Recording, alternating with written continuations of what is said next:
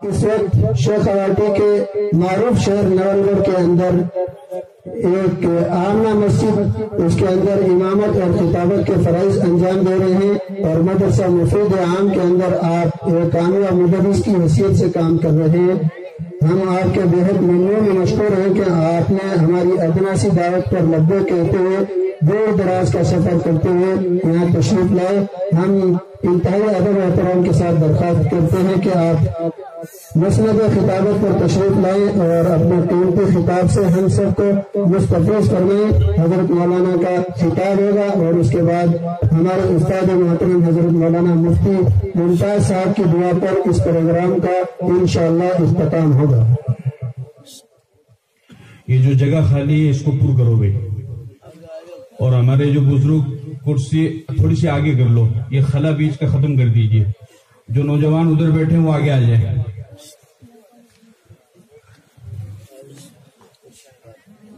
جزاک اللہ۔ نیچے بیٹھ سکو تو نیچے بیٹھ جاؤ، نہیں کرسی پر بیٹھ جاؤ، لیکن جگہ خالی مت رکھو بیچ میں۔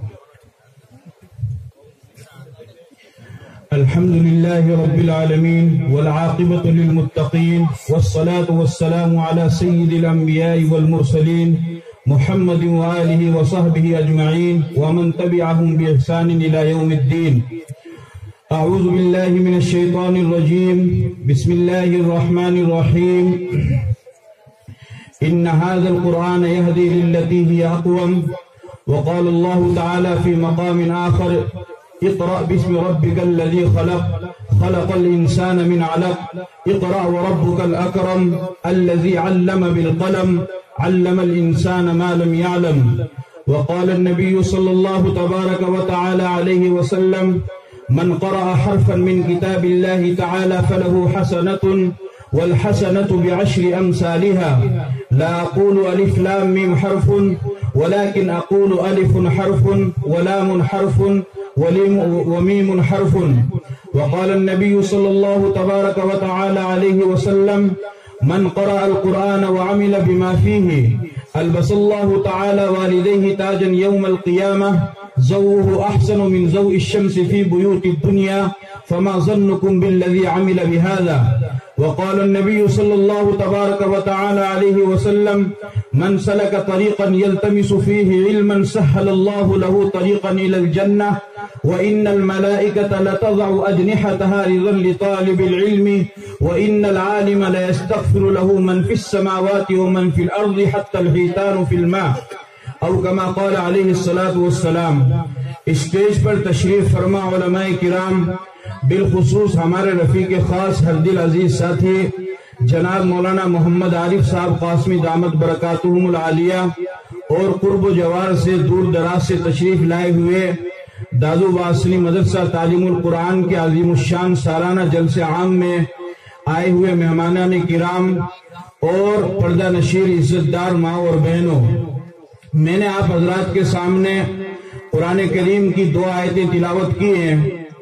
ان آیتوں کا خلاصہ اور اس کے متعلق چند باتیں میں آپ حضرات کے سامنے پیش کروں گا۔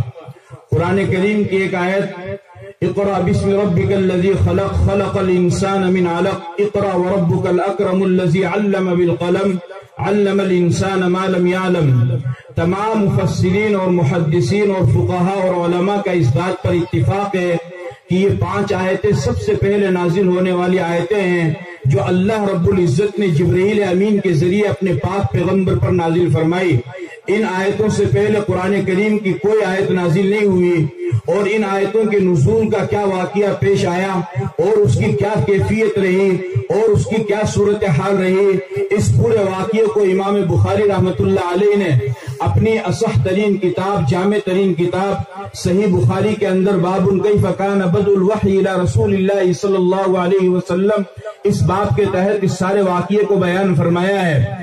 امام بخاری رحمۃ اللہ علیہ فرماتے ہیں کہ جب رسول اکرم صلی اللہ علیہ وسلم کو غار ہیرا کی عبادت کے لیے آپ کے دل کو متوجہ کر دیا گیا اور آپ غار ہیرا کے اندر عبادت کرنے کے لیے جانے لگے، کافی زمانہ گزر گیا، تقریباً 6 مہینے کا وقت گزرا۔ آپ جب غار ہیرا کے اندر عبادت کے اندر مصروف تھے کہ اچانک ایک فرشتہ آیا اور اس نے آپ کو پکڑا اور آپ کو بھیجا اور آپ کو بھیج کر کے کہا اقرا. آپ نے فرمایا ما انا بقارئ. فرشتے نے کہا کہ محمد پڑھ. آپ نے فرمایا کہ میں پڑھا ہوا نہیں ہوں.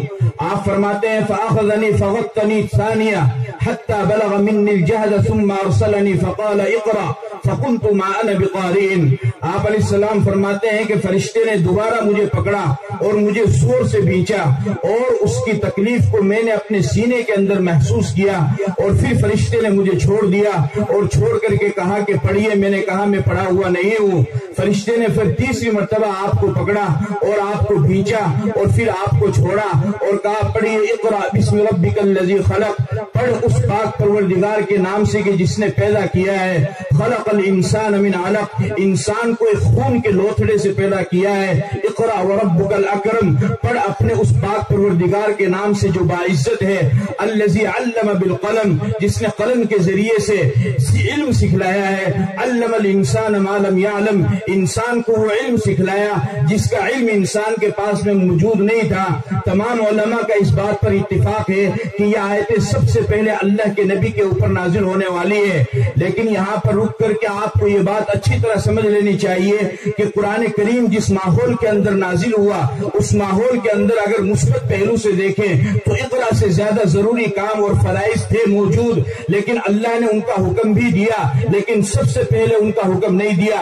اگر منفی پہلو سے دیکھیں تو اس سے زیادہ اہم فرائض اور ضروری کام موجود تھے اور اللہ کے احکامات موجود تھے اور اللہ نے ان کا حکم بھی دیا لیکن سب سے پہلے نہیں دیا. اگر مثبت پہلو سے آپ دیکھیں کلمہ یہ سب سے زیادہ ضروری ہے. اللہ نے اس کا حکم دیا لیکن سب سے پہلے نہیں دیا. نماز یہ سب سے زیادہ ضروری ہے. اللہ نے اس کا حکم دیا لیکن سب سے پہلے نہیں دیا. روزہ یہ سب سے زیادہ ضروری ہے. اللہ نے اس کا حکم دیا لیکن سب سے پہلے نہیں دیا. زکوٰۃ یہ سب سے زیادہ ضروری ہے. اللہ نے اس کا حکم دیا لیکن سب سے پہلے نہیں دیا. حج یہ سب سے زیادہ ضروری ہے. اللہ نے اس کا حکم دیا لیکن سب سے پہلے نہیں دیا. ماں باپ کی خدمت کرنا یہ سب سے زیادہ ضروری ہے. اللہ نے اس کا حکم دیا لیکن سب سے پہلے نہیں دیا. اور اگر منفی پہلو سے آپ دیکھیں شراب بہت بڑا گناہ ہے. اللہ نے اس سے باز رہنے کو کہا لیکن سب سے پہلے نہیں کہا. زنا بہت بڑا گناہ ہے. اللہ نے اس سے باز رہنے کو کہا لیکن سب سے پہلے نہیں کہا. چوری بہت بڑا گناہ ہے. اللہ نے اس سے باز رہنے کو کہا لیکن سب سے پہلے نہیں کہا. غصب کرنا بہت بڑا گناہ ہے. اللہ نے اس سے باز رہنے کو کہا لیکن سب سے پہلے نہیں کہا. جھوٹ بولنا بہت بڑا گناہ ہے. اللہ نے اس سے باز رہنے کو کہا لیکن سب سے پہلے نہیں کہا. دھوکہ دینا بہت بڑا گناہ ہے. اللہ نے اس سے باز رہنے کو کہا لیکن سب سے پہلے نہیں کہا. کسی کی زمین کو دبا لینا بہت بڑا گناہ ہے. اللہ نے اس سے باز رہنے کو کہا لیکن سب سے پہلے نہیں کہا. کسی کی دکان پہ قبضہ کر لینا, کسی کے مکان پہ قبضہ کر لینا, کسی کی عزت کو اچھالنا, کسی کو گالی دینا, کسی کا مذاق اڑانا, کسی سے نفرت کرنا, کسی سے دشمنی کرنا, اپنے دل میں تکبر پیدا کرنا, اپنے دل میں حسد پیدا کرنا, یہ بہت بڑے بڑے گناہ ہے. اور اللہ نے ان تمام گناہوں سے بچنے کا حکم دیا لیکن سب سے پہلے نہیں دیا. اللہ نے جبرائیل امین کے ذریعے اپنے پاک پیغمبر پر جس پاک قرآن کو اتارا اس پاک قرآن کے اندر جو سب سے پہلا حکم اللہ نے اپنے نبی کو اپنے نبی کے ماننے والے امت کو دیا وہ حکم یہ تھا کہ اقرا, پڑھ, تعلیم حاصل کر. یہ حکم سب سے پہلے کیوں نہیں دیا؟ اس وجہ سے کیوں دیا؟ اس وجہ سے کہ جب تک انسان کی زندگی میں تعلیم نہیں ہوگی وہ نماز کا پابند نہیں ہوگا. جب تک انسان کی زندگی میں تعلیم نہیں ہوگی وہ روزے کا پابند نہیں ہوگا. جب تک انسان کی زندگی میں تعلیم نہیں ہوگی وہ زکوٰۃ کا پابند نہیں ہوگا. جب تک انسان کی زندگی میں تعلیم نہیں ہوگی وہ قرآن پر عمل کرنے والا نہیں ہوگا. جب تک انسان کی زندگی میں تعلیم نہیں ہوگی وہ اتباع سنت کے مطابق چلنے والا نہیں ہوگا. جب تک انسان کی زندگی میں تعلیم نہیں ہوگی وہ صحابہ کے نقش قدم پر چلنے والا نہیں ہوگا. جب تک انسان کی زندگی میں تعلیم نہیں ہوگی شرابی شراب سے باز نہیں آئے گا. جب تک تعلیم نہیں ہوگی چور چوری سے باز نہیں آئے گا, زانی زنا سے باز نہیں آئے گا, بدکار بدکاری سے باز نہیں آئے گا, فاسق اور فاجر فسق اور فجور سے باز نہیں آئے گا, گناہگار گناہ کرنے سے باز نہیں آئے گا, ظالم ظلم سے باز نہیں آئے گا. تمام امور مفوضہ کو انجام کرانے کا اور تمام فرائض کو عمل کرانے کا ایک ہی طریقہ تھا اور تمام نواہی سے رکنے کا ایک ہی طریقہ تھا کہ اللہ نے فرمایا اقرا, پڑھ, تعلیم حاصل کر. جب تعلیم انسان کی زندگی میں آئے گی تو وہ اچھے کاموں کو کرنے والا ہوگا. جب تعلیم انسان کی زندگی میں آئے گی تو وہ برے کاموں سے رکنے والا ہوگا. اس وجہ سے اللہ نے اپنے کلام میں سب سے پہلے اپنے نبی کو اور اس کی امت کو کو حکم دیا اقرا، پڑھ، تعلیم حاصل کر، کیونکہ اس کے بغیر انسان صحیح زندگی نہیں گزار سکتا ہے۔ لیکن آج ہماری قوم کا، خاص طور پر مسلمانوں کا ایک بہت بڑا المیہ یہ ہے کہ جہاں پر مسلمانوں کے دیگر مسائل ہیں، ان مسائل میں ایک بہت بڑا مسئلہ یہ ہے کہ مسلمانوں نے دینی تعلیم کو حاصل کرنا چھوڑ دیا ہے، مسلمانوں کے بچوں نے دینی تعلیم کو حاصل کرنا چھوڑ دیا ہے، مسلمانوں کے بزرگوں کا اور ماں باپ کا عام طور سے یہ ذہن بنا ہوا ہے کہ صرف کھانا پکانا یہی زندگی کا اصل مقصد ہے۔ مسلمان کا یہ ذہن بنا ہوا ہے کہ مجھے اپنے پڑوسی سے زیادہ اچھا مکان بنانا ہے، مجھے اپنے پڑوسی سے زیادہ اچھا لباس پہننا ہے، مجھے اپنے پڑوسی سے زیادہ اچھی گاڑی لینی ہے۔ بس مسلمان اسی مقابلے کے اندر اپنی زندگی گزار رہا ہے، جبکہ اگر آپ دیکھیں گے اور آپ غور کریں گے تو آپ کو معلوم ہوگا کہ تعلیم یہ اللہ کی سب سے بڑی نعمت ہے، اور جس انسان کے اندر تعلیم ہوتی ہے وہ انسان دنیا کے کسی بھی گوشے میں مار نہیں کھاتا ہے، وہ انسان دنیا کے کسی بھی گوشے میں مار نہیں کھائے گا۔ اور جس طریقے سے اسلام نے دوسرے فرائض کو ادا کرنے کا حکم دیا، اسی طریقے سے اسلام نے تعلیم کے اوپر بھی سب سے زیادہ زور دیا۔ رسول اکرم صلی اللہ علیہ وسلم نے ارشاد فرمایا، طلب العلم فریضۃ علی کل مسلم، علم کا حاصل کرنا ہر مسلمان کے اوپر فرض ہے، جس طریقے سے نماز فرض ہے، روزہ فرض ہے، بالکل اسی طریقے سے علم حاصل کرنا یہ بھی ہر مسلمان کا فرض ہے۔ لیکن علم سے کون سا علم مراد ہے؟ ایک دینی علم ہے، ایک دنیاوی علم ہے، لیکن یہاں پر جو علم مراد ہے وہ دینی علم مراد ہے، دینی تعلیم مراد ہے، وہ تعلیم کے جس کے ذریعے سے انسان اللہ کو پہچاننے والا بنے، وہ علم جس کے ذریعے سے انسان رسول اللہ کو پہچاننے والا بنے، وہ علم جس کے ذریعے سے انسان کے دل میں رسول اللہ کی محبت پیدا ہو، وہ علم جس کے ذریعے سے انسان کے دل میں سنت کی محبت پیدا ہو، وہ علم جس کے ذریعے سے انسان اپنے ماں باپ کا خدمت گزار بنے، وہ علم جس کی وجہ سے انسان دوسروں کے ناجائز مال کو قبضہ نہ کرنے والا بنے، وہ علم جس کی وجہ سے انسان اچھے کام کرنے والا بنے، یہ علم مقصود ہے جس کے بارے میں اللہ نے قرآن میں فرمایا اقرا، پڑھ، یعنی تعلیم حاصل کر۔ میرے عزیزو، ابھی آپ کے سامنے بچیوں نے بہت کچھ پیش کیا، ماشاءاللہ بہت خوشی ہوئی سن کر کے، کتنے بہترین انداز میں انہوں نے آپ کے سامنے کلمے بیان کیے، قرآن کریم کی تلاوت کی، اللہ کے نبی کی تعریف کی اور تقریر وغیرہ آپ کے سامنے پیش کی۔ میرے عزیزو، یہ اللہ رب العزت نے آپ پر فضل فرمایا ہے، آپ پر کرم فرمایا ہے کہ اللہ تعالیٰ نے آپ کو یہ موقع دیا ہے۔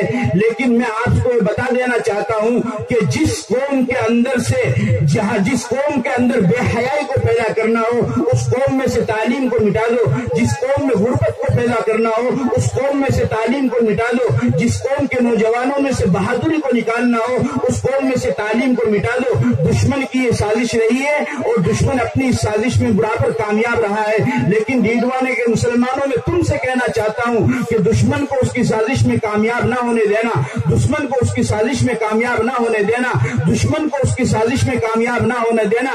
اگر آپ اپنی قوم کی ترقی چاہتے ہیں، اگر آپ اپنی نسل کی ترقی چاہتے ہیں، اگر آپ اپنی اولاد کا مستقبل روشن دیکھنا چاہتے ہیں تو انہیں تعلیم حاصل کرانی پڑے گی، دنیاوی تعلیم کے ساتھ انہیں دینی تعلیم بھی دینی پڑے گی۔ آج ہماری قوم کا ایک بہت بڑا رجحان وہ دنیاوی تعلیم کی طرف جا رہا ہے۔ یہ منع نہیں ہے، دنیاوی تعلیم بالکل ان کو دلائی جائے، اس سے کسی نے انکار نہیں کیا ہے، کسی نے اس سے منع نہیں کیا ہے، لیکن ان بچوں کو اور ان بچیوں کو دنیاوی تعلیم کے ساتھ ساتھ دینی تعلیم بھی دلاؤ۔ اگر مسلمان کا بچہ ہو کر کے اس کو کلمے معلوم نہیں ہے تو پھر مسلمان کا بچہ کیسا ہے؟ اگر مسلمان کا بچہ ہو کر کے اسے غسل اور وضو کے فرائض معلوم نہیں ہے تو پھر یہ مسلمان کا کیسا بچہ ہے؟ اگر مسلمان کا بچہ ہو کر کے اسے نماز پڑھنی نہیں آتی ہے تو یہ مسلمان کا کیسا بچہ ہے؟ اگر مسلمان ہو کر کے اس کو جنازہ پڑھنا نہیں آتا ہے تو یہ مسلمان کا کیسا بچہ ہے؟ مسلمان کو اسی وقت مانا جائے گا، مسلمان کو اسی وقت قبول کیا جائے گا جب اس کی زندگی میں دینی تعلیم ہوگی۔ اب یہ دینی تعلیم کہاں پر سکھائی جاتی ہے؟ یہ دینی تعلیم سکھائی جاتی ہے مدرسوں کے اندر، مکتبوں کے اندر، دینی تعلیم سکھائی جاتی ہے مدرسوں کے اندر، مکتبوں کے اندر۔ اس وجہ سے دشمن نے پہلا کام یہ بھی کیا کہ انہوں نے ان مدارس کو ٹارگیٹ اور ان کو نشانہ بنانا شروع کیا، اور آپ دنیا کے کسی بھی گوشے کے اندر چلے جائیں آپ کو مدارس کے خلاف بولنے والے ہمیشہ ملیں گے.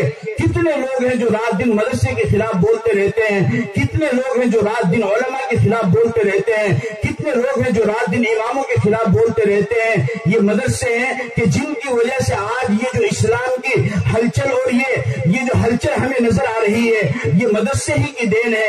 آج اگر مسجد میں مؤذن اذان دے رہا ہے تو یہ مدرسے کی دین ہے. اگر مسجد میں امام نماز پڑھا رہا ہے تو یہ مدرسے کی دین ہے. آج اگر تمہارے بچوں کے کان میں اذان کہی جا رہی ہے تو یہ مدرسے کی دین ہے. آج اگر تمہارے بچوں کا صحیح اسلامی نام رکھا جا رہا ہے تو یہ مدرسے کی دین ہے. آج اگر تمہارے بچوں کا نکاح پڑھایا جا رہا ہے تو یہ مدرسے کی دین ہے. آج اگر تمہارے والد کے جنازہ پڑھایا جا رہا ہے تو یہ مدرسے کی دین ہے. اگر آج تمہارے والد کے لیے ایصال ثواب کیا جا رہا ہے تو یہ مدرسے کی دین ہے. یاد رکھو مسلمانوں, اگر یہ مدرسے یہ اسلام کے قلعے ہیں, یہ اسلام کے قلعے ہیں, یہ دین کے اڈے ہیں. اگر یہ مدرسے ختم ہو گئے تمہیں کلمہ پڑھانے والا کوئی نہیں ملے گا. اگر یہ مدرسے ختم ہو گئے تمہارے بچوں کو کلمہ سکھانے والا کوئی نہیں ملے گا. اگر یہ مدرسے ختم ہو گئے تمہارا صحیح نام رکھنے والا کوئی نہیں ملے گا. اگر یہ مدرسے ختم ہو گئے تمہیں قرآن پڑھانے والا کوئی نہیں ملے گا. اگر یہ مدرسے ختم ہو گئے تو مسجدوں میں نماز پڑھانے والا کوئی نہیں ملے گا. اگر یہ مدرسے ختم ہو گئے مسجدوں میں اذان دینے والا کوئی نہیں ملے گا. اگر یہ مدرسے ختم ہو گئے تمہارے بچوں کا نکاح پڑھانے والا کوئی نہیں ملے گا. اگر یہ مدرسے ختم ہو گئے تمہارے والدین کا جنازہ پڑھانے والا کوئی نہیں ملے گا. اگر یہ مدرسے ختم ہو گئے اللہ کا تعارف کرانے والا کوئی نہیں ملے گا. اگر یہ مدرسے ختم ہو گئے رسول اللہ کی محبت دلوں کے اندر بٹھانے والا کوئی نہیں ملے گا. اگر یہ مدرسے ختم ہو گئے صحابہ کی جرأت اور بہادری اور شجاعت کو دلوں کے اندر بٹھانے والا کوئی نہیں ملے گا. اگر یہ مدرسے ختم ہو گئے تو مسلمان بچوں کی نسل کو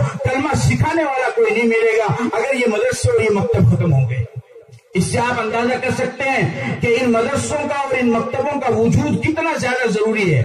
مکتب کیا کرتے ہیں, مدرسے کیا کرتے ہیں؟ مدرسے آپ کے اور آپ کے بچوں کے ایمان کا تحفظ کرتے ہیں. مکتب آپ کے اور آپ کے بچوں کے ایمان کا تحفظ کرنے کا ذریعہ بنتے ہیں. جو بچہ مکتب کے اندر پڑھتا ہے, جو بچی مکتب کے اندر پڑھتی ہے, انشاءاللہ شیطان اس کے ایمان کو ڈاوا ڈول نہیں کر سکتا ہے اور شیطان کے مکر و فریب سے وہ انسان بچ سکتا ہے. اس کا اندازہ آپ ایک واقعے سے لگا سکتے ہیں کہ مکتب کس طریقے سے بچوں کے ایمان کا تحفظ کرتا ہے. حضرت مولانا خلیل الرحمان سجاد نعمانی دامت برکاتہم فرماتے ہیں کہ سن 2002 کے اندر جب گجرات کے اندر دنگا فساد ہوا تو حضرت فرماتے ہیں کہ ہم بھی 1-2 ٹرک لے کر کے گئے سامان کا. تو ہمیں کچھ لوگوں نے کہا کہ آپ ادھر جانے کے بجائے ادھر چلے جائیے. حضرت نے فرمایا کہ نہیں, ادھر کچھ ضرور بات ہوگی, ہم ادھر ہی سامان لے کر کے چلتے ہیں. حضرت فرماتے ہیں کہ جب ہم وہاں پر پہنچے تو ہم نے دیکھا کہ وہاں پر ایک اسٹیج لگا ہوا ہے اور اس پر کچھ لوگ سامان دے رہے ہیں اور وہ لوگوں کے کانوں میں کچھ کہہ بھی رہے ہیں. لوگ ان کی باتوں کو تسلیم کر رہے ہیں اور جو سامان وہ دے رہے ہیں اس کو وہ اپنی ضرورت کے لیے لے بھی رہے ہیں. حضرت فرماتے ہیں کہ اچانک وہاں پر انہوں نے ایک بچے کو بلایا اور اس بچے کے کان میں کچھ کہا تو وہ بچہ زور سے کہنے لگا, نہیں خدا کی قسم یہ نہیں ہو سکتا ہے, نہیں خدا کی قسم یہ نہیں ہو سکتا ہے, نہیں خدا کی قسم یہ نہیں ہو سکتا ہے. حضرت نے فرمایا کہ ضرور کوئی معاملہ ہے, اس کی جانچ پڑتال کرنی چاہیے. حضرت نے اس بچے کو اپنے پاس بلایا تو وہ بچہ ڈرنے لگا, سہمنے لگا. حضرت نے فرمایا کہ بیٹا ڈرنے کی کوئی بات نہیں ہے, صحیح سے بتاؤ تمہارے ساتھ کیا واقعہ پیش آیا ہے. تو وہ بچہ کہنے لگا کہ حضرت یہ عیسائی مشنری کے لوگ ہیں اور جب انہوں نے اپنا سامان دینے کے لیے مجھے اپنے پاس میں بلایا تو انہوں نے میرے کان میں ایک بات کہی, میں نے اس بات کا انکار کیا. حضرت نے فرمایا کیا کہا؟ تو وہ بچہ کہنے لگا کہ حضرت انہوں نے مجھ سے کہا کہ ہم پوری زندگی بھر تیرا اور تیری ماں کا خرچہ اٹھانے کے لیے تیار ہیں, لیکن تو صرف ایک مرتبہ کلمہ اسلام کو چھوڑ دے, تو ایک مرتبہ اسلام سے پیچھے ہٹ جا, مذہب اسلام کو تو درکنار کر دے, مذہب اسلام کو تو چھوڑ دے. حضرت نے فرمایا, وہ بچہ کہنے لگا کہ حضرت جب انہوں نے میرے کان کے اندر یہ بات کہی کہ ہم زندگی بھر تیری امداد کریں گے لیکن ہماری شرط یہ ہے کہ تجھے مذہب اسلام کو چھوڑنا پڑے گا, تو وہ بچہ کہنے لگا کہ حضرت میری غیرت نے گوارا نہیں کیا, میں بھوک سے اور فاقے سے مر سکتا ہوں لیکن میں مذہب اسلام کو نہیں چھوڑ سکتا. لیکن میں اپنے ایمان کا سودا نہیں کر سکتا ہوں۔ حضرت نے فرمایا کہ یہ چھوٹا سا بچہ، اس کے دل کے اندر ایمان کی اتنی غیرت، اتنی حمیت، اتنا جذبہ، یہ بیدار کیسے ہوا؟ اس سے معلوم کرنا چاہیے۔ تو حضرت نے اس بچے سے پوچھا کہ بیٹا تم کرتے کیا ہو؟ تو وہ بچہ کہنے لگا کہ حضرت میں اپنے گاؤں کے مکتب کے اندر پڑھتا ہوں، اور مکتب میں ہمارے استاد نے ہمیں یہ بتایا ہے کہ سب کچھ قربان کر دینا، ہر چیز کا سودا کر لینا، لیکن اپنے ایمان کا کبھی بھی سودا نہ کرنا، اپنے ایمان کا کبھی بھی سودا نہ کرنا۔ میرے عزیزوں، یہ مکتب اور یہ مدارس یہ ایمان کے تحفظ کا ذریعہ بنتے ہیں، اور یہ صرف دنیا کے اندر نہیں بلکہ آخرت کے اندر بھی تمہارے کام آنے والے ہیں۔ اور ان مکتب کی برکت سے یہ جو بچے قرآن کریم کی تعلیم حاصل کر رہے ہیں، اس تعلیم حاصل کرنے کی برکت سے اللہ تعالیٰ آپ کی آخرت کو بھی سنوارے گا اور آپ کو قبر کے عذاب سے بھی محفوظ رکھے گا۔ چنانچہ امام رازی رحمۃ اللہ علیہ نے تفسیر کبیر کے اندر ایک واقعہ لکھا ہے۔ ابن ماجہ کی ایک روایت ہے، اللہ کے نبی نے ارشاد فرمایا ہے عثمان ابن عفان رضی اللہ تعالی عنہ کان اذا وقف على قبر يبكي حتى يبل لحيته۔ حضرت عثمان ابن عفان رضی اللہ تعالی عنہ صحابی رسول جب وہ کسی قبر کے پاس کھڑے ہوتے تو اس قدر رویا کرتے تھے کہ ان کی داڑھی مبارک تر ہو جایا کرتی تھی، گیلی ہو جاتی تھی۔ کسی نے کہا حضرت تذکر الجنت والنار لا تبکی وتبکی من ھذا، آپ کے سامنے جنت کا تذکرہ کیا جاتا ہے، اس کی نعمتوں کا تذکرہ کیا جاتا ہے، آپ کے سامنے جہنم کا تذکرہ کیا جاتا ہے، لیکن آپ کبھی اس کی وجہ سے نہیں روئے، اور جب قبر کا عذاب کا تذکرہ آپ کے سامنے کیا جاتا ہے تو آپ کی آنکھوں سے آنسو جاری ہو جاتے ہیں۔ اس کی وجہ کیا ہے؟ عثمان بن عفان رضی اللہ تعالیٰ عنہ نے فرمایا اس کی وجہ یہ ہے کہ میں نے اپنے پاک پیغمبر محمد رسول اللہ صلی اللہ علیہ وسلم کو یہ ارشاد فرماتے ہوئے سنا، ان القبر اول منزل من منازل الاخرہ فمن نجا بعده ایسر منه وان لم ینج منه فما بعده اشد منه۔ عثمان بن عفان فرماتے ہیں کہ آپ علیہ الصلوۃ والسلام نے فرمایا آخرت کی منزلوں میں سب سے زیادہ خطرناک منزل وہ قبر کی منزل ہے۔ اگر کوئی انسان قبر کی منزل سے پار ہو گیا تو وہ آخرت کی ساری منزلوں کو پار کر جائے گا، لیکن اگر کوئی انسان قبر کی منزل کے اندر پکڑا گیا تو پھر آخرت کی باقی منزلوں کو پار کرنا اس کے لیے بڑا مشکل ہو جائے گا۔ اسی وجہ سے آپ علیہ الصلوۃ والسلام دعا کیا کرتے تھے، ربنا آتنا فی الدنیا حسنہ وفی الآخرۃ حسنہ وقنا عذاب النار وقنا عذاب القبر، کہ اللہ قبر کے عذاب سے ہماری حفاظت فرما۔ حدیث کے اندر آتا ہے آپ علیہ الصلوۃ والسلام نے فرمایا کہ جب مردے کو قبر کے اندر دفن کیا جاتا ہے اور وہ گنہگار ہوتا ہے تو فرشتے اس کو قبر کے اندر سزا دیتے ہیں تو وہ چیختا ہے، مشرق میں وہ چیختا ہے تو مغرب میں اس کی چیخ سنائی دیتی ہے۔ اور آپ علیہ الصلوۃ والسلام نے فرمایا کہ قبر کے اندر مردے کو اتنا خطرناک عذاب ہوتا ہے کہ میری امت کے لوگوں اگر مجھے اس بات کا خوف نہ ہوتا کہ تم کہیں اپنے مردوں کو دفنانا نہ چھوڑ دو تو میں تمہیں قبر کے مردوں کی آواز کو سناتا، لیکن مجھے اس بات کا خوف ہے کہ کہیں تم اپنے مردوں کو دفنانا نہ چھوڑ دو، اس وجہ سے تم مردے کی آواز کو نہیں سن سکتے ہو۔ لیکن بڑا خطرناک عذاب قبر کے اندر انسان کو ہوتا ہے اگر اس کے اعمال برے ہیں۔ لیکن یہ جو سلسلہ چل رہا ہے اور جس عظیم الشان جلسے کے اندر ہم بیٹھے ہوئے ہیں اور یہ جو مکتب چل رہا ہے، اس مکتب کی اہمیت کو میں آپ کے سامنے بیان کرنے کے لیے آپ کو بتا رہا ہوں کہ کس طریقے سے اس مکتب کی برکت سے اور اس مکتب میں دی جانے والی تعلیم کی برکت سے اور اس قرآن کریم کی تعلیم کی برکت سے اللہ تعالیٰ قبر کے عذاب سے انسان کو محفوظ کرتے ہیں۔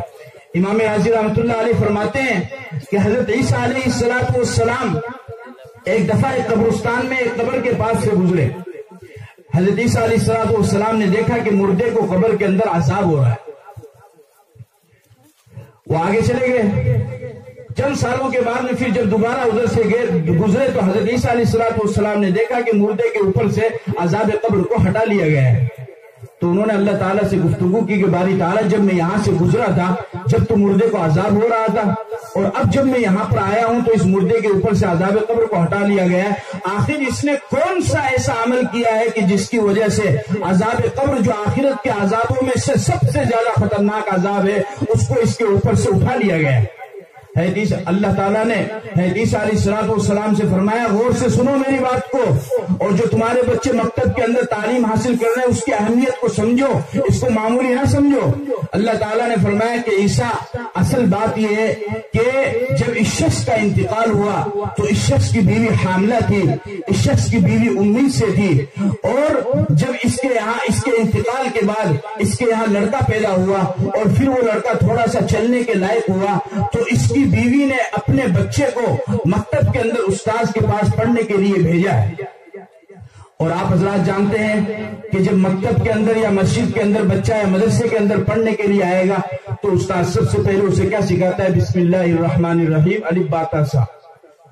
اللہ تعالیٰ نے فرمایا کہ عیسیٰ یہ انسان اپنے گناہوں کی وجہ سے پکڑا گیا تھا، اور اس انسان کو اس کے اعمال سیئات کی وجہ سے میں قبر کے اندر عذاب دے رہا تھا، لیکن اس کا معصوم سا بچہ آج مکتب کے اندر استاذ کے پاس پڑھنے کے لیے گیا ہے، اور استاذ نے اس کے بچے سے کہا ہے پڑھ بیٹا بسم اللہ الرحمن الرحیم، تو اس کا معصوم سا بچہ اپنی توتلائی ہوئی زبان سے کہہ رہا ہے بسم اللہ الرحمن الرحیم، میں اس اللہ کے نام سے پڑھنا شروع کرتا ہوں جو گنہگاروں کو معاف کرنے والا ہے، جو گنہگاروں پر رحم کرنے والا ہے۔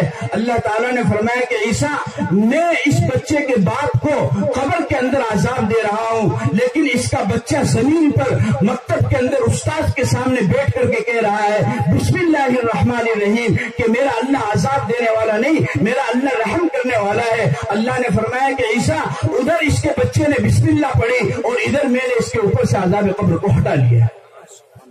یہ کوئی معمولی چیز نہیں ہے، یہ صرف ایک بسم اللہ کی برکت ہے، صرف ایک بسم اللہ کی یہ برکت ہے، تو پھر پورے قرآن کریم کی کتنی برکت ہوگی۔ اسی وجہ سے آپ علیہ السلام نے فرمایا اذا قال المعلم للصبي بسم الله الرحمن الرحیم فقال الصبي بسم الله الرحمن الرحیم كتب الله براءة من النار والديه والمعلم والصبي، کہ جب بچہ مکتب کے اندر جا کر کے پڑھتا ہے بسم اللہ الرحمن الرحیم، استاد اس کو پڑھاتا ہے، تو اس بچے کے بسم اللہ پڑھنے کی برکت سے اللہ تعالیٰ اس بچے کی، اس کے استاذ کی اور اس کے ماں باپ کے گناہوں کو معاف فرما دیتے ہیں، صرف بسم اللہ کی برکت سے۔ اور حدیث پاک کے اندر آتا ہے آپ علیہ السلام نے فرمایا کہ جب کوئی بچہ ناظرہ قرآن کریم مکمل کر لیتا ہے تو اللہ تعالیٰ اس کے ناظرہ پورا کرنے کی برکت سے اللہ تعالیٰ اس کے ماں باپ کے صغیرہ گناہوں کو معاف فرما دیتے ہیں۔ اور پھر آپ علیہ السلام نے فرمایا کہ اگر کوئی حفظ کر لے قرآن کریم پورا کا پورا اپنے سینے کے اندر اتار لے، الحمد سے لے کر والناس تک پورے قرآن کریم کا حفظ کر لے، تو اللہ کے نبی علیہ السلام نے فرمایا کہ اس میدان محشر میں جہاں پر نفسا نفسی کا عالم ہوگا اور جہاں پر کوئی کسی کو پوچھنے والا نہیں ہوگا، یوم یفر المرء من اخیہ وامہ وابیہ وصاحبتہ وبنیہ لکل امرئ منہم یومئذ شأن یغنیہ، باپ بیٹا باپ سے بھاگ رہا ہے، بیٹی ماں سے بھاگ رہی ہے، بیوی شوہر سے بھاگ رہی ہے، بہن بھائی سے بھاگ رہی ہے، کوئی کسی کا ساتھ دینے والا نہیں ہے اور کوئی کسی کا پرسان حال نہیں ہے، اور سورج ایک بارش اوپر آ چکا ہے اور تمام لوگ پریشانی کے عالم میں ہیں، کوئی گھٹنے تک پسینے کے اندر ڈوبا ہوا ہے، کوئی ٹخنوں تک پسینے کے اندر ڈوبا ہوا ہے، کوئی سینے تک پسینے کے اندر ڈوبا ہوا ہے، کوئی گردن تک پسینے کے اندر ڈوبا ہوا ہے، اور اس میدان محشر کی ہولناکی کو دیکھ کر کے اولیاء اور صلحاء اور علماء اور عوام الناس کو چھوڑیے،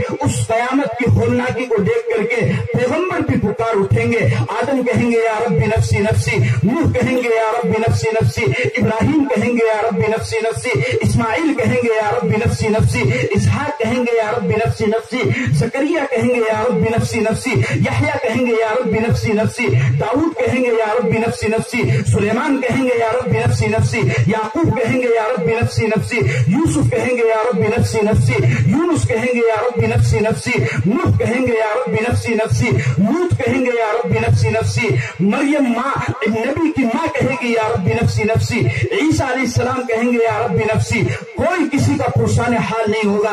جب پیغمبر کو اپنی ذات کی فکر ہوگی تو لوگوں کو دوسرے کی فکر کہاں سے ہوگی؟ لیکن اس پورے میدان محشر کے اندر آدم علیہ السلام سے لے کر قیامت تک آنے والی نسل میں اگر کوئی ایسی ہستی ہوگی، کوئی ایسی شخصیت ہوگی، کوئی ایسی ذات ہوگی، کوئی ایسا انسان ہوگا، کوئی ایسا محسن ہوگا کہ جو اپنی ذات کو بھلا لے گا اور اپنی ذات کے بجائے اپنی امت کو یاد رکھے گا، تو میرا اور آپ کا پیغمبر جناب محمد रसूलुल्लाह सल्लल्लाहु अलैहि वसल्लम होंगे और आप अलैहिस्सलाम फरमाएंगे या रब्बी उम्मती उम्मती, और अल्लाह ताला के सामने आप सजदे में गिर जाएंगे। अल्लाह पाक फरमाएंगे या मोहम्मद इरफा रासक सल तोता इश्फा तुशफ़ा, ए मोहम्मद अपने सर को उठा, मांग तुझे दिया जाएगा, तू सिफारिश कर, तेरी सिफारिश को कबूल किया जाएगा। अल्लाह के नबी अपने सर को उठाएंगे और अपनी उम्मत के लिए कहेंगे और अपनी उम्मत के लिए सिफारिश करेंगे। अल्लाह ताला आपकी सिफारिश की बरकत से अपनी उम्मत के बहुत बड़े तबके को जन्नत के अंदर दाखिल फरमाएंगे।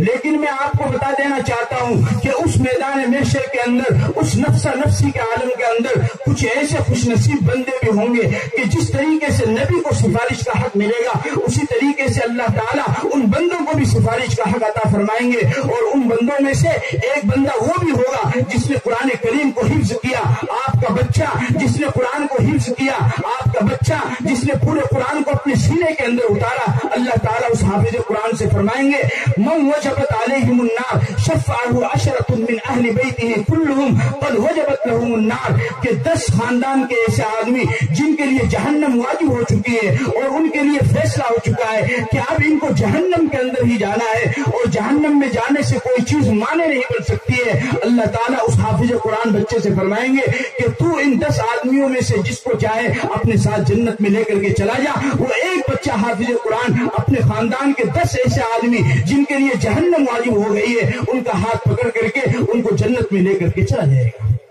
ये कोई मामूली चीज नहीं है, ये बहुत बड़ी चीज है, ये बहुत बड़ी चीज है। ये नाज़रा कुरान और ये हिफ्ज़ कुरान ये कहाँ पर पढ़ाए जाते हैं मेरे अजीजों? ये कहाँ पर पढ़ाए जाते हैं? ये मदरसों के अंदर पढ़ाए जाते हैं, ये मकतब के अंदर पढ़ाए जाते हैं। लेकिन आज हमारी कौम का बहुत बड़ा अलमिया ये है कि हमारी कौम ने कुरान करीम को सिर्फ कसम उठाने के लिए रख दिया है कि किसी बात पर कोई झगड़ा हो गया और सामने वाले की बात का यकीन नहीं हुआ तो कहेंगे कि तू कुरान उठा, सिर्फ कुरान रख जब मैं मानूंगा। कसम खाने के लिए, सर पर रखने के लिए कुरान को रख दिया है। या फिर अगर कुरान करीम को पढ़ा जाएगा तो उसे जब तक घर के अंदर किसी का इंतकाल नहीं हो जाएगा उस वक्त तक कुरान करीम को ना खोला जाएगा, ना उसे पढ़ा जाएगा, ना उसकी तिलावत की जाएगी। फिर ऊपर से कहते हो कि हमारे घर के अंदर परेशानी है, तुमने कुरान के साथ बेवफाई की है, तुम्हें सुकून कहाँ से मिलेगा? तुमने अल्लाह के कलाम के साथ गद्दारी की है, तुम्हें राहत कहाँ से मिलेगी? तुमने अल्लाह के कलाम को पस पुष्ट डाला है तो तुम्हें आराम कहाँ से नसीब होगा? अल्लाह के कलाम को पढ़ना शुरू करो, राहत तुम्हारे कदमों को चूमना शुरू कर देगी। अल्लाह के कलाम की तिलावत करना शुरू करो, राहत और सुकून दुनिया की भी और आखिरत की भी वो तुम्हारे सामने आनी शुरू हो जाएगी।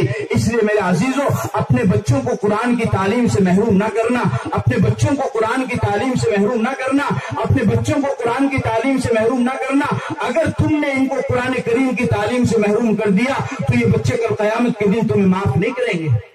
ये दुनिया तो कट जाएगी एक दिन। कुल्लु मन अलैहा फान वयब्का वज्हु रब्बिका ज़ुल जलाली वल इकराम। सिर्फ एक अल्लाह को बका है, उसके अलावा सारी इंसानियत को और सारी मखलूक को फना है, कोई भी बाकी रहने वाला नहीं है। ये दुनिया गुजर जाएगी, एक दिन ये दुनिया छोड़नी पड़ेगी और आखिरत में एक दिन अल्लाह का तुम्हें सामना करना पड़ेगा। और तुम्हें ये भी मैं बताता चलूं कि कल कयामत के दिन जो उम्मती अपने नबी की सिफारिश का सहारा लेकर के फिर रहे हैं कि अल्लाह के नबी मेरे सिफारिश से पढ़ा, जो सबसे बड़ी शिकायत दर्ज की जाएगी, जो सबसे बड़ा केस दर्ज किया जाएगा अल्लाह के बारगाह में, वो क्या होगा? वो ये होगा कि मेरे कौम ने कुरान को छोड़ दिया। वक़ाल रसूल या रब्बी इन्न कौमी इत्तख़ज़ू हाज़ल कुरान महजूरा।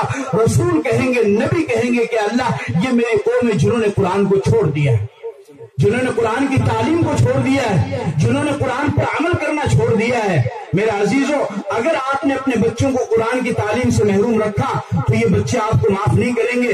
कुरान में अल्लाह ताला फरमाता है रब्बना इन्ना अताअना सादतना व कुबराअना फअज़ल्लूना सबीला, कि जब कल क़यामत के दिन लोग पकड़े जाएंगे तो वो कहेंगे कि अल्लाह ये हमारे वालिद थे, ये हमारे दादा थे, ये हमारे बुजुर्ग थे, ये हमारे बड़े थे, इन्होंने हमें कुरान की तालीम नहीं दी, इन्होंने हमें सीधा रास्ता नहीं दिखाया, इन्होंने हमें गुमराही के रास्ते پر لے کر کے چلے اللہ، اور وہ کہیں گے ربنا آتہم ضعفین من العذاب والعنہم لعنا کبیرا، کہ اللہ ان کو 2 گنا عذاب دے کل قیامت کے دن۔ یہ اولاد جن کو آج چند ٹکوں کی خاطر اور چند پیسوں کی خاطر تم دین کی تعلیم سے محروم کر رہے ہو، کل قیامت کے دن یہی سگی اولاد تمہارا گریبان پکڑ لے گی۔ اگر قیامت کے دن اپنے اولاد کے گریبان پکڑنے سے بچنا چاہتے ہو، اور اگر قیامت کے دن اللہ کے نبی کی سفارش میں حصہ لینا چاہتے ہو، اگر قیامت کے دن اللہ کے نبی کے ہاتھوں سے جام کو پینا چاہتے ہو، اگر قیامت کے دن اللہ کے غصے سے بچنا چاہتے ہو، اگر قیامت کے دن اللہ کے عرش کے نیچے سایہ حاصل کرنا چاہتے ہو، اگر قیامت کے دن اللہ کی رحمت کو اپنے اوپر متوجہ کروانا چاہتے ہو، اگر قیامت کے دن جہنم کے عذاب سے بچنا چاہتے ہو، اگر قیامت کے دن جنت کے اندر داخل ہونا چاہتے ہو، تو خود بھی قرآن کی تعلیم حاصل کرنا شروع کرو اور اپنے بچوں کو بھی قرآن کی تعلیم حاصل کرانا شروع کرو۔ یہ قرآن ان کو سیدھا رستہ دکھائے گا، یہ قرآن راہ ہدایت ہے، یہ ان کو صحیح رستہ دکھائے گا، یہ صراط مستقیم پر ان کو لے کر کے چلے گا۔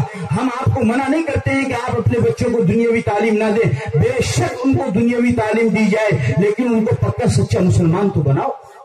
میں آپ سے یہ نہیں کہتا کہ آپ اپنے بچوں کو عالم بناؤ، میں آپ سے یہ بھی نہیں کہتا کہ آپ اپنے بچوں کو مفتی بناؤ، آپ اپنے بچوں کو قاری بناؤ، انہیں مفسر بناؤ، انہیں محدث بناؤ، انہیں فقیہ بناؤ۔ یہ تو بہت بلندوں والا چیز ہے، اگر آپ بناتے ہیں تو زہر قسمت، آپ کی قسمت کا تارا اقبال وہ بلندیوں پر گونجے گا اور وہ چمکتا دمکتا رہے گا۔ لیکن اگر آپ یہ تمام چیزیں عالم نہیں بناتے ہو، حافظ نہیں بناتے ہو، قاری نہیں بناتے ہو، مفتی نہیں بناتے ہو، لیکن آپ انصاف سے مجھے بتاؤ کہ ایک مسلمان ہونے کی حیثیت سے کیا آپ کے اوپر اور آپ کے بچوں پر اتنا بھی فرض نہیں ہے کہ آپ اپنے بچوں کو نازلہ قرآن کریم پڑھائیں؟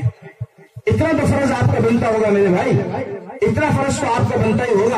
اگر اتنا فرض بھی اگر آپ کا نہیں بنتا ہے تو پھر ہم کس معنی کے مسلمان ہیں؟ یہ قرآنی تعلیم کہاں پر ملے گی؟ یہ ان جیسے مکتب کے اندر ملے گی۔ اس مکتب کو معمولی نہ سمجھو، اس مکتب کا زیادہ سے زیادہ تعاون کرو، اس مکتب کی زیادہ سے زیادہ تحفظ کرو، اور اس مکتب کی امداد بھی کرو، اور اس مکتب کے اندر اپنے بچوں کو بھی دینی تعلیم حاصل کرنے کے لیے بھیجو۔ جب تک آپ کے بچے دینی تعلیم حاصل کرنے مکتب کے اندر نہیں آئیں گے، اس وقت تک آپ کے دل کے اندر مدرسے کی اور مکتب کی عظمت پیدا نہیں ہو سکتی ہے۔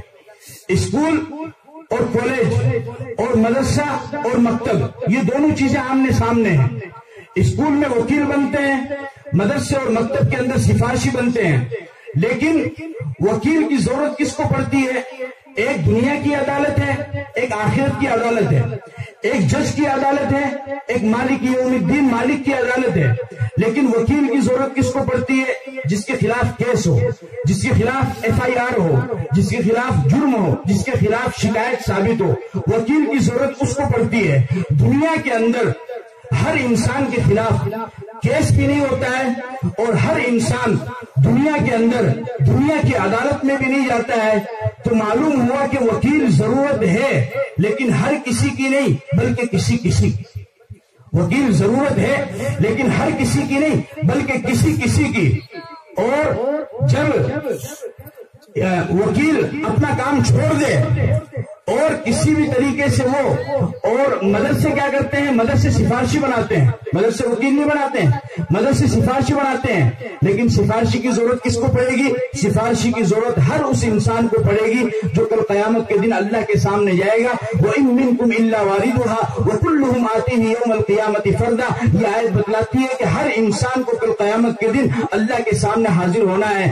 اللہ کی عدالت میں وکیل کی وکالت سے کام نہیں چلے گا، بلکہ وہاں پر تو سفارش سے کام چلے گا، اور ایک حافظ قرآن وہ 10 بندے کی سفارش کرے گا۔ لہذا وکیل کی ہمیں ضرورت ہے، لیکن وکیل ہر کسی کی ضرورت نہیں بلکہ کسی کی ضرورت ہے، اور سفارشی یہ کسی کی نہیں بلکہ ہر کسی کی ضرورت ہے۔ لہذا اپنے بچوں کو وکیل بھی بناؤ، چاہے بناؤ یا نہ بناؤ، یہ تو تمہاری مرضی ہے، چونکہ ہر کسی کو دنیا کی عدالت میں جانا نہیں ہے، لیکن اپنے بچوں کو سفارشی ضرور بناؤ، اس لیے کہ ہم سب کو کل قیامت کے دن اللہ کی عدالت میں پیش ہونا ہے۔ پھر دوسری بات، جہاں پر دنیاوی تعلیم کی انتہا ہوگی وہاں سے دینی تعلیم کی ابتدا ہوگی۔ اسکول اور کالج ڈاکٹر بناتے ہیں۔ آپ کے والد صاحب کی طبیعت خراب ہوئی، آپ اپنے والد صاحب کو ڈیڈوانا کے بڑے ہاسپٹل میں لے کر کے گئے، ڈاکٹر نے کہا جی میں معذرت چاہتا ہوں۔ آپ اپنے والد صاحب کو جے پور لے کے چلے گئے، انہوں نے کہا جی ہم بھی معذرت چاہتے ہیں۔ آپ اپنے والد صاحب کو دلی لے کر چلے گئے، انہوں نے کہا جی ہم بھی معذرت چاہتے ہیں۔ سب سے بڑے ڈاکٹر نے آپ کو منع کر دیا اور انہوں نے کہا کہ جی ہم معذرت چاہتے ہیں. اب مجھے آپ ایمانداری سے بتاؤ کہ آپ کسی اور ڈاکٹر سے رابطہ کرو گے یا اپنے گاؤں کے مکتب کے استاذ کو, مدرسے کے استاذ کو فون کرو گے اور فون کر کے کہو گے کہ بچوں سے کہو کہ وہ قرآن پڑھنا شروع کرے تاکہ والد کی روح آسانی سے نکل جائے. جہاں پر ڈاکٹر نے کام کرنا چھوڑا وہاں پر اس مدرسے کے بچے نے کام کرنا شروع کیا. جہاں پر دنیاوی تعلیم پوری ہوئی وہاں پر سے یہ دینی تعلیم شروع ہو گئی ہے. اس لیے میرا عزیزو یاد رکھو اس بات کو کہ یہ مدرسوں کی تعلیم, یہ مکتب کی تعلیم, یہ دنیا کے اندر بھی آپ کو کامیابی کی راہ پر لے کر جائے گی اور آخرت کے اندر بھی آپ کو کامیابی کی راہ پر لے کر کے جائے گی. لہذا مسلمانوں, میرا یہی پیغام آپ سب حضرات کے لیے ہے کہ آپ اپنے بچوں کو دینی تعلیم ضرور پڑھائیں گے یا نہیں پڑھائیں گے؟ کون کون ارادہ کرتا ہے ہاتھ اوپر کرو کہ ہم اپنے بچوں کو قرآن کی تعلیم پڑھائیں گے. بچوں کو بھی قرآن کریم پڑھاؤ اور بچیوں کو بھی قرآن کریم پڑھاؤ, چونکہ بچہ پڑھے گا تو اس کی ذات تک پڑھا جائے گا اور بچیاں پڑھے گی تو پھر وہ تعلیم خاندان تک سرایت کرے گی. اور بچیوں کی تعلیم آج کے دور میں خاص طور پر کتنی زیادہ ضروری ہے میں آپ کو بتا نہیں سکتا ہوں. بچیوں کی تعلیم کتنی زیادہ ضروری ہے. ہمارے ملک کے اندر آپ کو معلوم ہے ابھی ماضی قریب میں ایک بہت بڑا ایشو تھا طلاق کا. ہر طرف طلاق طلاق طلاق طلاق. کوئی بھی دینک بھاسکر اٹھاؤ اس میں طلاق, دینک جاگرن اٹھاؤ اس میں طلاق, راجستھان پترکا اٹھاؤ اس میں طلاق, انڈیا ٹی وی کھولو اس میں طلاق, آج تک کھولو اس میں طلاق, اے بی پی نیوز کھولو اس میں طلاق, جی نیوز کھولو اس میں طلاق, کسی بھی ٹی وی چینل کو کھولو طلاق, اور کسی بھی اخبار کو اٹھاؤ طلاق. یعنی 1400 سال میں مسلمانوں نے اپنی بیویوں کو اتنی طلاق نہیں دی جتنی ایک سال میں ہندوستان کے میڈیا نے عورتوں کو طلاق دی. یہ حقیقت ہے. اور مقصد کیا تھا کہ اسلام کو پوری دنیا میں ہندوستان کے مسلمانوں کو بدنام کرنا کہ یہ اس طریقے سے اپنی بیویوں کے ساتھ میں غلط تعلق کرتے ہیں اور اس طریقے سے ان کو چھوڑ دیتے ہیں اور ان کا کوئی سہارا لینے والا نہیں ہوتا ہے. اور صحیح بات تو یہ ہے کہ جو دوسروں کو نصیحت دینے والا تھا وہ خود ہی اپنی نصیحت پر عمل نہیں کر رہا ہے. سمجھ گئے نا آپ اشارہ؟ جو دوسروں کو نصیحت دے رہا تھا وہ خود ہی اپنی نصیحت پر عمل نہیں کر رہا ہے. جو دوسروں کو کہہ رہا ہے کہ اپنے گھروں کے اندر اپنی بیویوں کے ساتھ اچھا سلوک کرو وہ خود ہی اپنے گھر کے اندر اپنی بیوی عدالت, اس کی خود کے گھر کے اندر بیوی موجود نہیں ہے. یاد رکھو میرے عزیزوں, میرے نوجوانوں, میں تمہیں بتانا چاہتا ہوں طلاق کا مسئلہ اسلام نے رکھا ہے لیکن انتہائی آخری درجے کے اندر کہ کسی بھی طریقے سے میاں بیوی کے اندر بناوٹ نہ ہو سکے اور ایسا کوئی معاملہ پیش آ جائے کہ آپ دونوں آپس میں رہ ہی نہیں سکتے ہیں تو اس صورت میں طلاق دینے کی اجازت ہے کہ بیوی اپنے دوسرے شوہر کو تلاش کرے اور لڑکا اپنے لیے دوسری لڑکی کو تلاش کرے بالکل آخر وقت میں. ورنہ یہ جو ناجائز طلاق دیتے ہیں, مشکات شریف کی روایت ہے, اللہ کے نبی نے فرمایا ان ابغض الحلال الی اللہ الطلاق, کہ حلال کاموں میں سب سے زیادہ برا اور گندا کام اگر کوئی ہے تو وہ ناجائز کسی کو طلاق دینا ہے. آپ علیہ السلام نے فرمایا کہ علی طلاق دینے سے بچنا, اس وجہ سے کہ جب کسی عورت کو کسی بچی کو ناجائز طلاق دی جاتی ہے تو اللہ کا عرش ہل جاتا ہے اور اللہ کا عرش کپ کپانے لگتا ہے. میرے نوجوانوں, جو بیوی تمہارے پاس میں آئی ہے وہ اپنا سب کچھ چھوڑ کر کے تمہارے پاس میں آئی ہے اور صرف تمہارے ایک بول کہ میں نے اس کو قبول کیا, اس ایک بول پر وہ تمہارے پیچھے آ گئی ہے. وہ تمہاری زندگی کی ساتھی ہے, وہ تمہاری لائف پارٹنر ہے, وہ تمہاری شریک حیات ہے, وہ تمہاری ہم سفر ہے, وہ تمہاری ہمراز ہے. اس کو اپنی بیوی سمجھو اور بار بار اسے تانا نہ دو اور طلاق کی تلوار اس کی گردن کے اوپر نہ لٹکاؤ کہ اگر تو نے یہ کام نہیں کیا تو میں تجھے طلاق دے دوں گا, اگر تو جلدی نہیں اٹھی تو میں تجھے طلاق دے دوں گا, اگر تو نے کھانا اچھا نہیں پکایا. کتنے افسوس کی بات ہے کہ ہمارے نوجوانوں میں دینی تعلیم نہ ہونے کی وجہ سے کتنا اسلام کو بدنام کیا جا رہا ہے کہ بیوی نے اگر کھانا گرم نہیں پکایا اس پر طلاق دے رہے ہیں, اگر روٹی گرم نہیں دی اس پر طلاق دے رہے ہیں, صبح لیٹ اٹھ گئی اس پر طلاق دے رہے ہیں. یہ کوئی طریقہ ہے؟ یہ کوئی طریقہ ہے؟ یہ کوئی طریقہ ہے؟ کسی کی بہن بیٹی کی عزت کے ساتھ اس طریقے سے کھیلتے ہو. تمہاری بہن بیٹی کی عزت کے ساتھ کوئی اس طریقے سے کھیلے تو تمہارے دل کے اوپر کیا گزرے گی؟ ایک مرتبہ ایک لڑکی کو جب طلاق مل جاتی ہے تو وہ زندگی بھر کے لیے داغدار بن جاتی ہے, زندگی بھر کے لیے اس کی عزت پر دھبا لگ جاتا ہے اور یہ دھبا تم آسانی سے لگا دیتے ہو. میرے بھائی, میرے نوجوانوں, کنٹرول کرو, کنٹرول کرنا سیکھو, برداشت کرنا سیکھو, برداشت کرنا سیکھو, برداشت کرنا سیکھو. کس میں جھگڑا نہیں ہوتا ہے؟ کہاں پہ اختلاف نہیں ہوتا ہے؟ کیا دو بھائیوں کا آپس میں جھگڑا نہیں ہوتا ہے؟ کیا باپ بیٹے کا آپس میں جھگڑا نہیں ہوتا ہے؟ کیا ماں بیٹی کا آپس میں جھگڑا نہیں ہوتا ہے؟ میں ایک عجیب چیز ہو گئی ہے، مسجد کے امام اور گھر کی بیوی کے ساتھ میں عجیب معاملہ لوگ کرتے ہیں. گھر کی بیوی کے ساتھ میں نا اتفاقی ہو گئی، اس کو طلاق دے کے اس کو گھر سے نکال دیں گے. مسجد کے امام کے ساتھ نا اتفاقی ہو گئی، اس کو خارج کر کے اس کو مسجد سے نکال دیں گے. یہ کوئی بات ہوئی؟ یہ کوئی طریقہ؟ مسجد کے امام سے تھوڑا سا اختلاف ہو گیا، بس امام صاحب تھے تھارا دوسرا دیکھ لو. ارے اختلاف کہاں نہیں ہوتا ہے، کہاں اختلاف نہیں ہوتا، کہاں پہ دو رائے نہیں ہوتی ہے. آپ کا بیٹا بھی تو آپ سے اختلاف کرتا ہے، کبھی اس کو بھی تو گھر سے نکالو. آپ کا بیٹا بھی تو آپ سے جھگڑا کرتا ہے، اس کو بھی تو کبھی گھر سے نکالو. آپ کا بیٹا بھی تو آپ کے سامنے خونخوار درندے بھیڑیے کی طرح نظر پھاڑ کر کے نظر گاڑ کر کے دیکھتا ہے، کبھی اس کو بھی تو اپنے گھر سے نکالو. اس کو نہیں نکالتے ہیں. اور مسجد کا امام تھوڑا سا زور سے بول دے، مسجد کا امام تھوڑی سی زور سے بات کر لے تو صدر صاحب کا غصہ 7ویں آسمان پر چلا جاتا ہے اور فوراً فیصلہ بغیر کسی تردد کے اور بغیر کسی سوچ وچار کے فوراً حضرت فیصلہ سنا دیتے ہیں کہ امام صاحب آپ اپنے لیے دوسرے کا انتظام کر لو. یاد رکھو، ایک امام کو مسجد سے بغیر عذر شرعی کے نکالنا پیغمبر کو اس کے شہر سے نکالنے کے برابر گناہ ہے. ایک مدرسے کے خلاف بولنا پیغمبر کے صفہ کے خلاف بولنے کے برابر. کیوں؟ اس وجہ سے کہ ان العلماء ورثۃ الانبیاء وان الانبیاء لم یورثوا دینارا ولا درہما. جو وارث کا حکم ہوتا ہے وہی مورث کا حکم ہوتا ہے، جو مورث کا حکم ہوتا ہے وہی وارث کا حکم ہوتا ہے. چونکہ علماء، مسجد کے امام، مدرسے میں پڑھانے والے، مسجد میں نماز پڑھانے والے، مکتب میں پڑھانے والے، یہ نبیوں کے وارث ہے. لہذا اگر کوئی ان کو پریشان کرتا ہے تو وہ نبیوں کو پریشان کرنے کے برابر.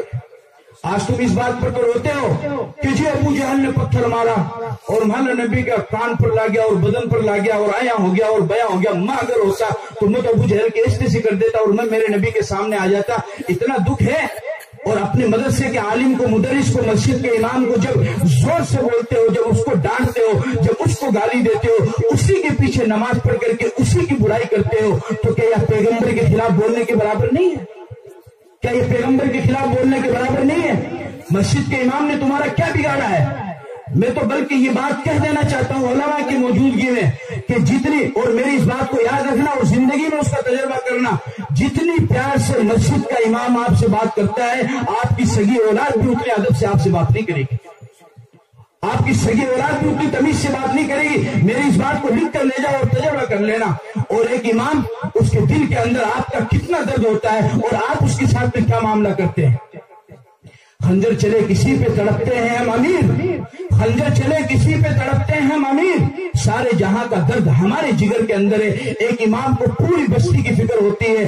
آپ کے گھر میں، آپ کے رشتہ داروں میں سے کوئی بیمار ہو جائے، یہ امام ہاتھ اٹھاتا ہے اور ہاتھ اٹھا کر کے کہتا ہے کہ اللہ فلاں مقتدی صاحب بیمار ہو گئے، یا اللہ تو اس کو شفا دے دے. امام تمہارے بیمار کے لیے دعا کر رہا ہے اور تم اس کو تنگ کر رہے ہو. کسی کا انتقال ہو جائے تو یہ ہاتھ اٹھا کر کے کہتا ہے کہ اللہ تو اس کی مغفرت کر دے، یا اللہ تو اس کو جنت کے اندر پہنچا دے. مجھے بتاؤ کس موقع پر امام نے تمہارے ساتھ میں غداری کی ہے، یا کس موقع پر امام نے تمہارے ساتھ دھوکہ دھڑی کی ہے، یا کس موقع پر امام نے تمہارے ساتھ بے وفائی کی ہے، یا کس موقع پر امام نے تمہارے ساتھ بے توجہی اور دو روٹی کا معاملہ کیا ہے. امام تو ہر وقت ایک مستور، چوکنے مستور کی طرح تمہارے کام کے لیے موجود رہتا ہے. تم کسی بھی وقت کسی بھی کام کے لیے اسے بلاؤ، وہ ہر وقت حاضر رہتا ہے، ہر وقت وہ موجود رہتا ہے. لیکن ہماری قوم اس کے ساتھ میں کیا معاملہ کرتی ہے؟ بس اللہ ہی رحم کرے. یاد رکھو، اگر کسی امام کے دل کو آپ نے دکھایا اور کسی عالم کے دل کو آپ نے دکھایا تو مغفرت کی امید آپ نہ رکھنا، بڑے گھاٹے کے اندر آپ جا رہے ہیں. کسی امام کا دل دکھانا، کسی عالم کا دل دکھانا، یہ نبی کے دل دکھانے کے برابر ہے. اس بات کو اچھی طرح سے سمجھ لو، اس بات کو اچھی طریقے سے یاد رکھو. اور کتنی کڑی نظر لوگ مسجد کے امام کے اوپر رکھتے ہیں. یہ جو آپ مسجد کے امام کے اوپر اتنی سختی کر رہے ہیں، اس پہ امام کا کچھ فرق نہیں پڑے گا اور اس سے علماء کا بھی کچھ فرق نہیں پڑے گا. اس سے فرق پڑے گا تو آپ پر اور آپ کی نسل پر اس سے فرق پڑے گا. علماء کا کیا فرق پڑے گا؟ امام کو تو آتی ہے جنازے کی نماز، اس کا باپ مرے گا وہ تو کہہ دے گا اللہم اغفر لحینا ومیتنا وشاہدنا وغائبنا الی آخری. جب اس کے کسی مرحوم کا انتقال ہو تو کر لے گا اس کے لیے دعا، اس کو تو سورہ اخلاص پڑھ کر کے ایصال ثواب کرنا وہ کر دے گا، وہ تو پورا قرآن پڑھ کر کے ایصال ثواب کر دے گا. لیکن میں آپ کو یہ کہہ دینا چاہتا ہوں کہ اگر تمہارا یہی رویہ اپنی مسجدوں کے امام کے ساتھ میں رہا تو یاد رکھو پھر اچھا امام آپ کو ملنے والا نہیں ہے، اور اس طریقے سے مسجد سے اچھے امام وہ خالی ہوتے جائیں گے. لوگ اس کی کیا قیمت، ایک ڈاکٹر ہزاروں لاکھ روپے لگا کر کے ڈاکٹر بن کے آتا ہے، لوگ اس کی قیمت لاکھوں روپے میں لگاتے ہیں. ایک وکیل بن کر کے آتا ہے، لوگ اس کی قیمت لاکھوں روپے میں لگاتے ہیں. ایک انجینئر بن کے آتا ہے تو لوگ اس کی قیمت لاکھوں روپے میں لگاتے ہیں. اور ایک طالب علم جو اپنی ساری زندگی کو کھپا دیتا ہے اور خون پسینہ ایک کرتا ہے اور صبح شام ایک کر دیتا ہے اور دن رات ایک کر دیتا ہے اور 15 سال اپنی زندگی کے لگاتا ہے، قاعدہ پڑھتا ہے، پارا پڑھتا ہے، ناظرہ قرآن پڑھتا ہے، حفظ قرآن کرتا ہے، علم دین پڑھتا ہے، نحو پڑھتا ہے، صرف پڑھتا ہے، حدیث پڑھتا ہے، تفسیر پڑھتا ہے، فقہ پڑھتا ہے، فتوے کی کتابوں کو پڑھتا ہے، تمام مسائل کو سیکھتا ہے. اور جب وہ اپنی 15 سال زندگی لگا کر کے مارکیٹ کے اندر آتا ہے، بازار کے اندر اگر آتا ہے تو میری قوم اس کی قیمت 5,000 روپے لگاتی ہے. یہ کتنے افسوس کی بات ہے، 5,000 روپے اس کی قیمت. اور پھر لوگ کیا کہتے ہیں کہ جی مول صاحب کے قصہ میں تو برکت ہوا ہے، تو تھالی جو بغیر برکت آ رہی 20,000 ہے نا وہ امام صاحب نے دے دی، اور امام صاحب کی جو برکت آ رہی 5,000 ہے نا وہ رکھ لیا. کبھی ایسا بھی کر لینا بھائی، برکت تو ہوتی ہے نا. برکت کا مطلب کیا ہوتا ہے کہ کم میں زیادہ ہو جائے. برکت کا مطلب کیا ہوتا ہے؟ کم میں زیادہ ہو جائے. جیسے مثال کے طور پر 4 روٹی 2 آدمی کھائیں گے، 2 1 اور پھر اگلی 2 1. 4 روٹی 2 آدمی کھائیں گے، لیکن اگر 4 روٹی کو 3 آدمی کھا لیتے ہیں یا 4 آدمی کھا لیتے ہیں، اس کا مطلب یہ ہے کہ اس کے اندر برکت ہوئی ہے. مجھے آپ ایک بات بتاؤ، آپ 10 روپے لے کر کے، ہمارے ایک ساتھی ہیں قاری افضل صاحب، یہ بھی اب دکان کھول کے بیٹھ گئے ہیں. آپ 10 روپے لے کر کے ان کے پاس جائیے اور آپ کہو گے جی 10 روپے کی مجھے چیز دو، تو دکاندار آپ کو 10 کی چیز دے گا یا 20 کی دے گا؟ بولو بھائی، 10 کی دے گا. اور امام صاحب 10 روپے لے کر کے گئے اور دکاندار سے کہا کہ آپ مجھے 10 روپے کی چیز دو، تو امام صاحب کو 10 کی دے گا 20 کی دے گا؟ تو برکت کٹ گئی بھائی. برکت تو جب مانتا جب 10 کی 20 کی دے گا. اور امام صاحب اس سے کہنے لگے اوے پاگل، میں امام صاحب ہوں، برکت آ رہی، تنخواہ بار صدر صاحب من دے کے گئے. تو دکاندار کیا کہے گا؟ اپنی برکت اپنے پاس رکھو، میں تو بس 10 کے 2 ہی بسکٹ دوں گا آپ کو. تو برکت گئی کہاں؟ کتنا جھوٹا پروپیگنڈا لوگ کرتے ہیں کہ جی مول صاحب کے پیسوں. اچھا پھر پیسہ تو پیسہ ہے بھائی، پیسہ تو پیسہ، 5,000 روپے ہے، وہ صدر صاحب کے ہاتھ میں، ابھی اس میں برکت نہیں ہے. اور جیسے ہی صدر صاحب وہ تنخواہ امام کو دیں گے، اب یہ برکتی ہو گئی. تو امام صاحب کا ہاتھ کون سا کوئی اللہ کے ولی کا ہے کہ اس میں آتی برکت ہو گئی؟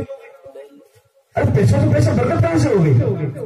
اور پھر اگر اسی طریقے سے امام صاحب کے ہاتھ میں اتنی برکت ہے تو اپنی کمائی کا ایک حصہ متعین کر دو نا امام کو، پورے پیسوں میں برکت ہو جائے گی آپ کے. دو نا بھائی امام کو پورے پیسوں میں. بس ایک پروپیگنڈا، بس ایک دھوکہ، لوگوں کو پریشان کرنا. آپ کا دل کیوں نہیں بڑا ہوتا ہے؟ آپ چاہتے ہو کہ آپ کا امام غریب رہے؟ اگر آپ کا امام اچھا کھانا کھا لے گا تو آپ کو کوئی پریشانی ہے؟ آپ ہی کے لیے دعا کرے گا نا. اگر آپ کا امام کا مکان بن جائے گا تو آپ کو کیا پریشانی؟ آپ ہی کے لیے تو دعا کرے گا، آپ ہی کے لیے تو فائدہ ہوگا. مجھے بتاؤ کسی ایک امام نے تمہاری زمین پہ قبضہ کیا ہے، تمہاری دکان پہ قبضہ کیا ہے، تمہارے مکان پہ قبضہ کیا ہے، یا تمہاری کسی جائیداد پہ قبضہ کیا ہے، تو پھر بلا وجہ اس سے دشمنی، بس اس سے کیوں دشمنی کر رہے ہو آپ؟ اسی کے پیچھے نماز پڑھ رہے ہو اور پھر اسی کی برائی کر رہے ہیں. یہ کہاں کا؟ تمہاری نماز قبول کہاں سے ہوگی؟ جب امام کے بارے میں تمہارا دل ہی صاف نہیں ہے تو پھر نماز قبول کہاں ہوگی میرے بھائی؟ نماز تو اسی وقت قبول ہوگی جب امام اور مقتدی کا دل ملتا ہو. سب درست نہ ہو تو نماز میں فرق پڑ جاتا ہے. دل اگر ٹیڑھے ہو جائے تو نماز کہاں سے صحیح ہوگی؟ یہ سوچنے والی بات ہے. اور پھر لوگ کیا کہتے ہیں کہ جی مول صاحب، مولوی عارف صاحب کے پاس آئیں گے کہ مول صاحب بڑھیا امام جو ایک دم بڑھیا امام. اچھا آپ بڑھیا امام کس کو مانتے ہو؟ جو تعلیم القرآن سے پڑھا ہوا؟ نہیں، چلو ٹھیک ہے وہ نہیں ہے. ڈیرواڑا کی کسی بڑے مدرسے سے پڑھا ہوا؟ ٹھیک ہے وہ بھی نہیں ہے. برکات الاسلام کھیروا کے بہت سارے ساتھی یہاں پر بیٹھے ہیں، وہاں سے کوئی پڑھ کے آیا ہو؟ وہ بھی نہیں. دارالعلوم دیوبند سے پڑھ کے آیا ہو؟ قاسمی ہو؟ وہ بھی نہیں. ندوہ سے پڑھ کے آیا ہو؟ ندوی ہو؟ وہ بھی نہیں. اور مظاہر العلوم سے پڑھ کے آیا ہو؟ مظاہری؟ وہ بھی بڑھیا امام نہیں ہے. مصر سے جامعہ ازہر سے پڑھ کے آیا ہو؟ وہ بھی بڑھیا امام نہیں ہے. مکہ سے حرم، اچھی طرح سمجھنا میری بات کو، مکہ سے حرم شریف میں جس کو اللہ نے کعبہ کے سامنے نماز پڑھانے کا اور امامت کرنے کا موقع دیا، آپ اس کو تو اچھا امام مانو گے؟ مانو گے نہیں مانو گے؟ ہاتھ اوپر کرو، کون کون مانے گا؟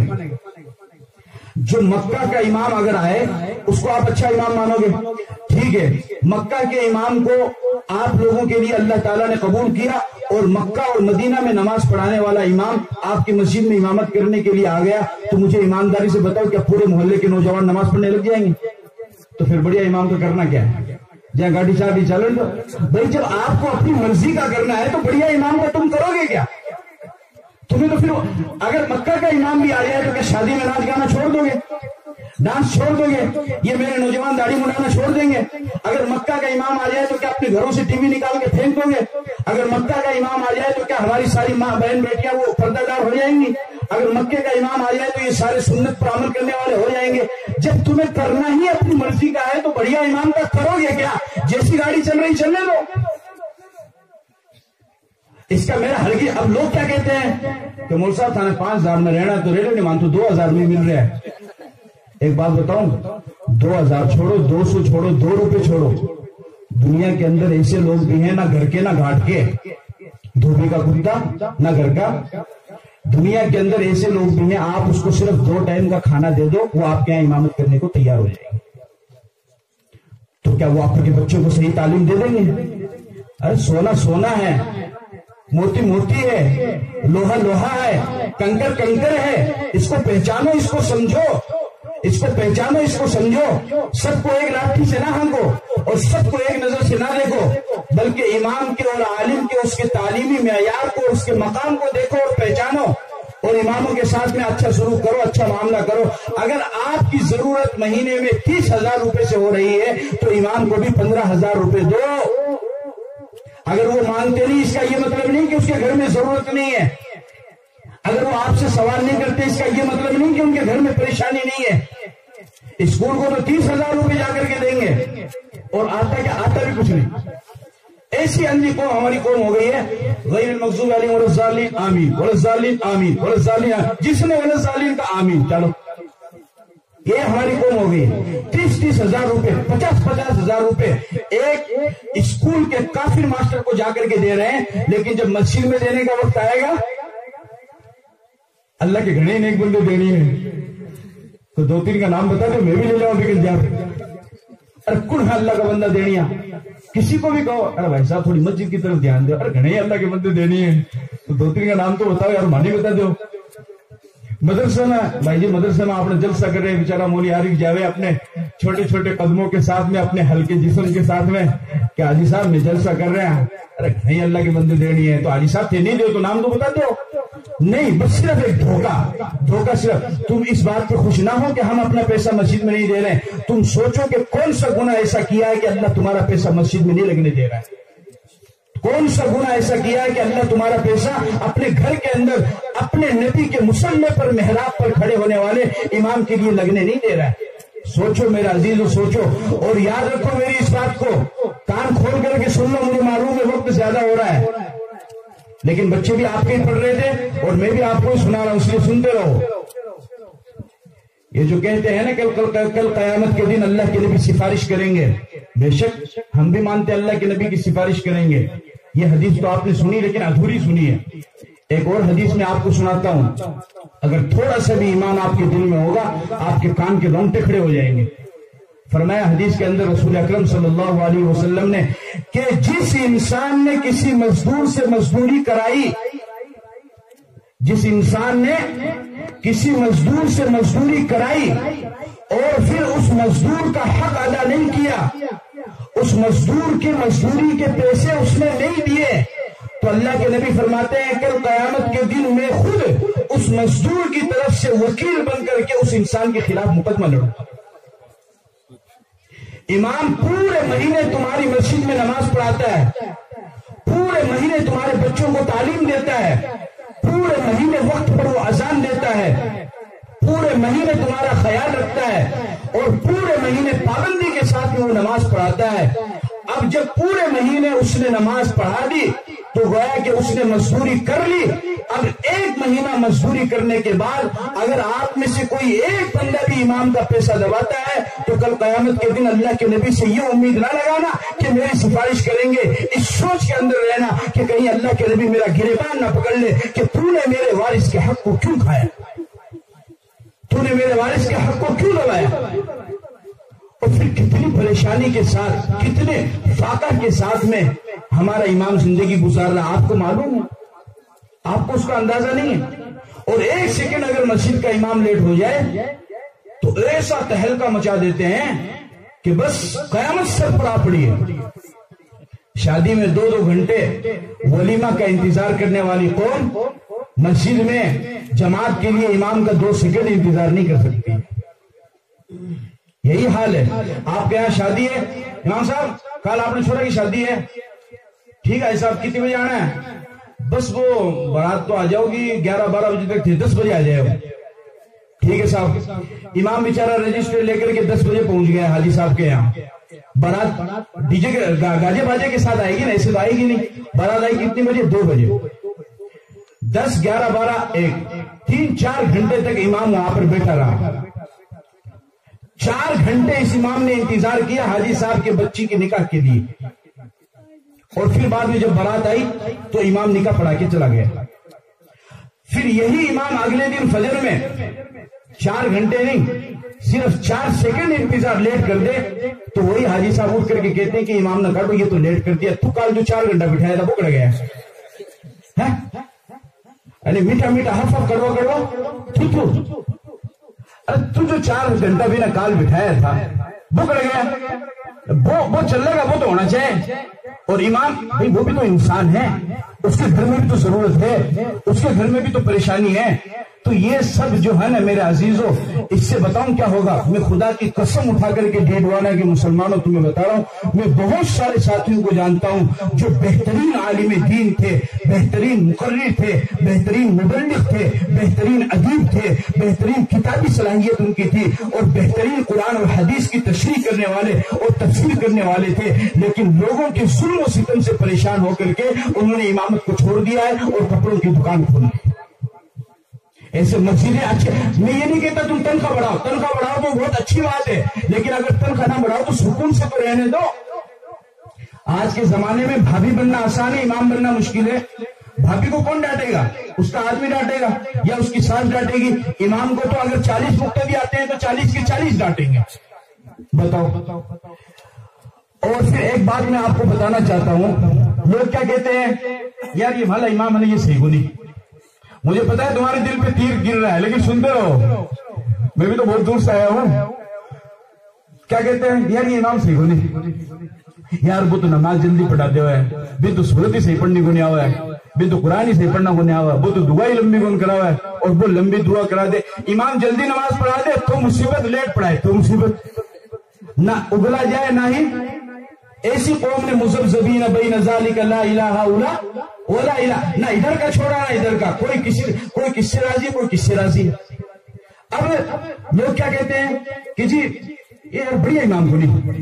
دوسرا لو، میں آپ کو ایک بات پوچھنا چاہتا ہوں، بھئی اگر آپ یہ کہتے ہو آپ کو معلوم ہے کہ آپ کی مسجد کا امام صحیح نہیں ہے اور وہ صحیح نہیں امامت کر رہا ہے، تو آپ اس کی برائی، آپ اس کی شکایت کیوں کر رہے ہو؟ آپ خود بسم اللہ کرو اور مدرسے کے اندر داخلہ لو اور 15 سال تک روکی سوکی کھاؤ، دن رات ایک کرو، صبح شام ایک کرو، اور 15 سال تک مدرسے کی دال روٹی کھاؤ اور تعلیم حاصل کر کے مسجد میں آؤ اور کہو کہ اب میں امامت کرنا شروع کرتا ہوں، کرو تو صحیح۔ بھئی آپ نے اپنے بچے کو ایک کام بتایا، وہ لڑکا کام صحیح نہیں کر رہا، تو آپ کیا کہتے ہیں، ہٹ سائڈ لمن دمک کروں، آپ خود کرنے لگ جاتے ہیں، کرتے ہی نہیں کرتے ہیں۔ آپ کو لگ رہا ہے کہ آپ کی مسجد میں امام اگر صحیح امامت نہیں کر رہا ہے تو ادھر ادھر برائی کرنے کی کیا ضرورت ہے؟ بسم اللہ کرو اور خود امام بن کے آؤ نا، آپ ہم سے اچھے بنو نا۔ کس نے کہا ہے کہ آپ اپنے مسجد کے امام کی طرح رہو؟ بنو اچھے، داڑھی سفید ہو گئی ہے، بوڑھے ہو گئے ہیں، زبان موٹی ہو گئی ہے تو اولاد تو موجود ہے، کراؤ بسم اللہ۔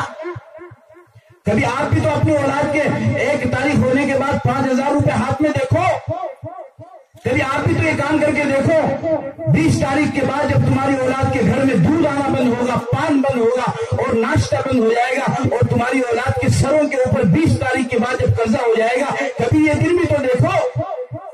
خالی زبانی جمع خرچ کرنے سے کیا ہوگا؟ کرو نا بسم اللہ، بنو نا امام۔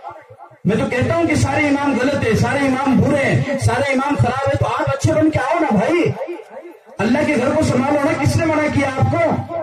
اپنے بچوں کو اچھا امام بنا کے پیش کرو نا دنیا کے سامنے۔ لیکن اگر اگر اپنے بچوں کو امام بنا دیں گے تو 30,000 روپے خرچہ ہوں گے، وہ تو خالی 5,000 روپے لاؤ گا، اور 5,000 لاؤ گا تو برکت والی تو لائے گا، رکھ لو اس کو۔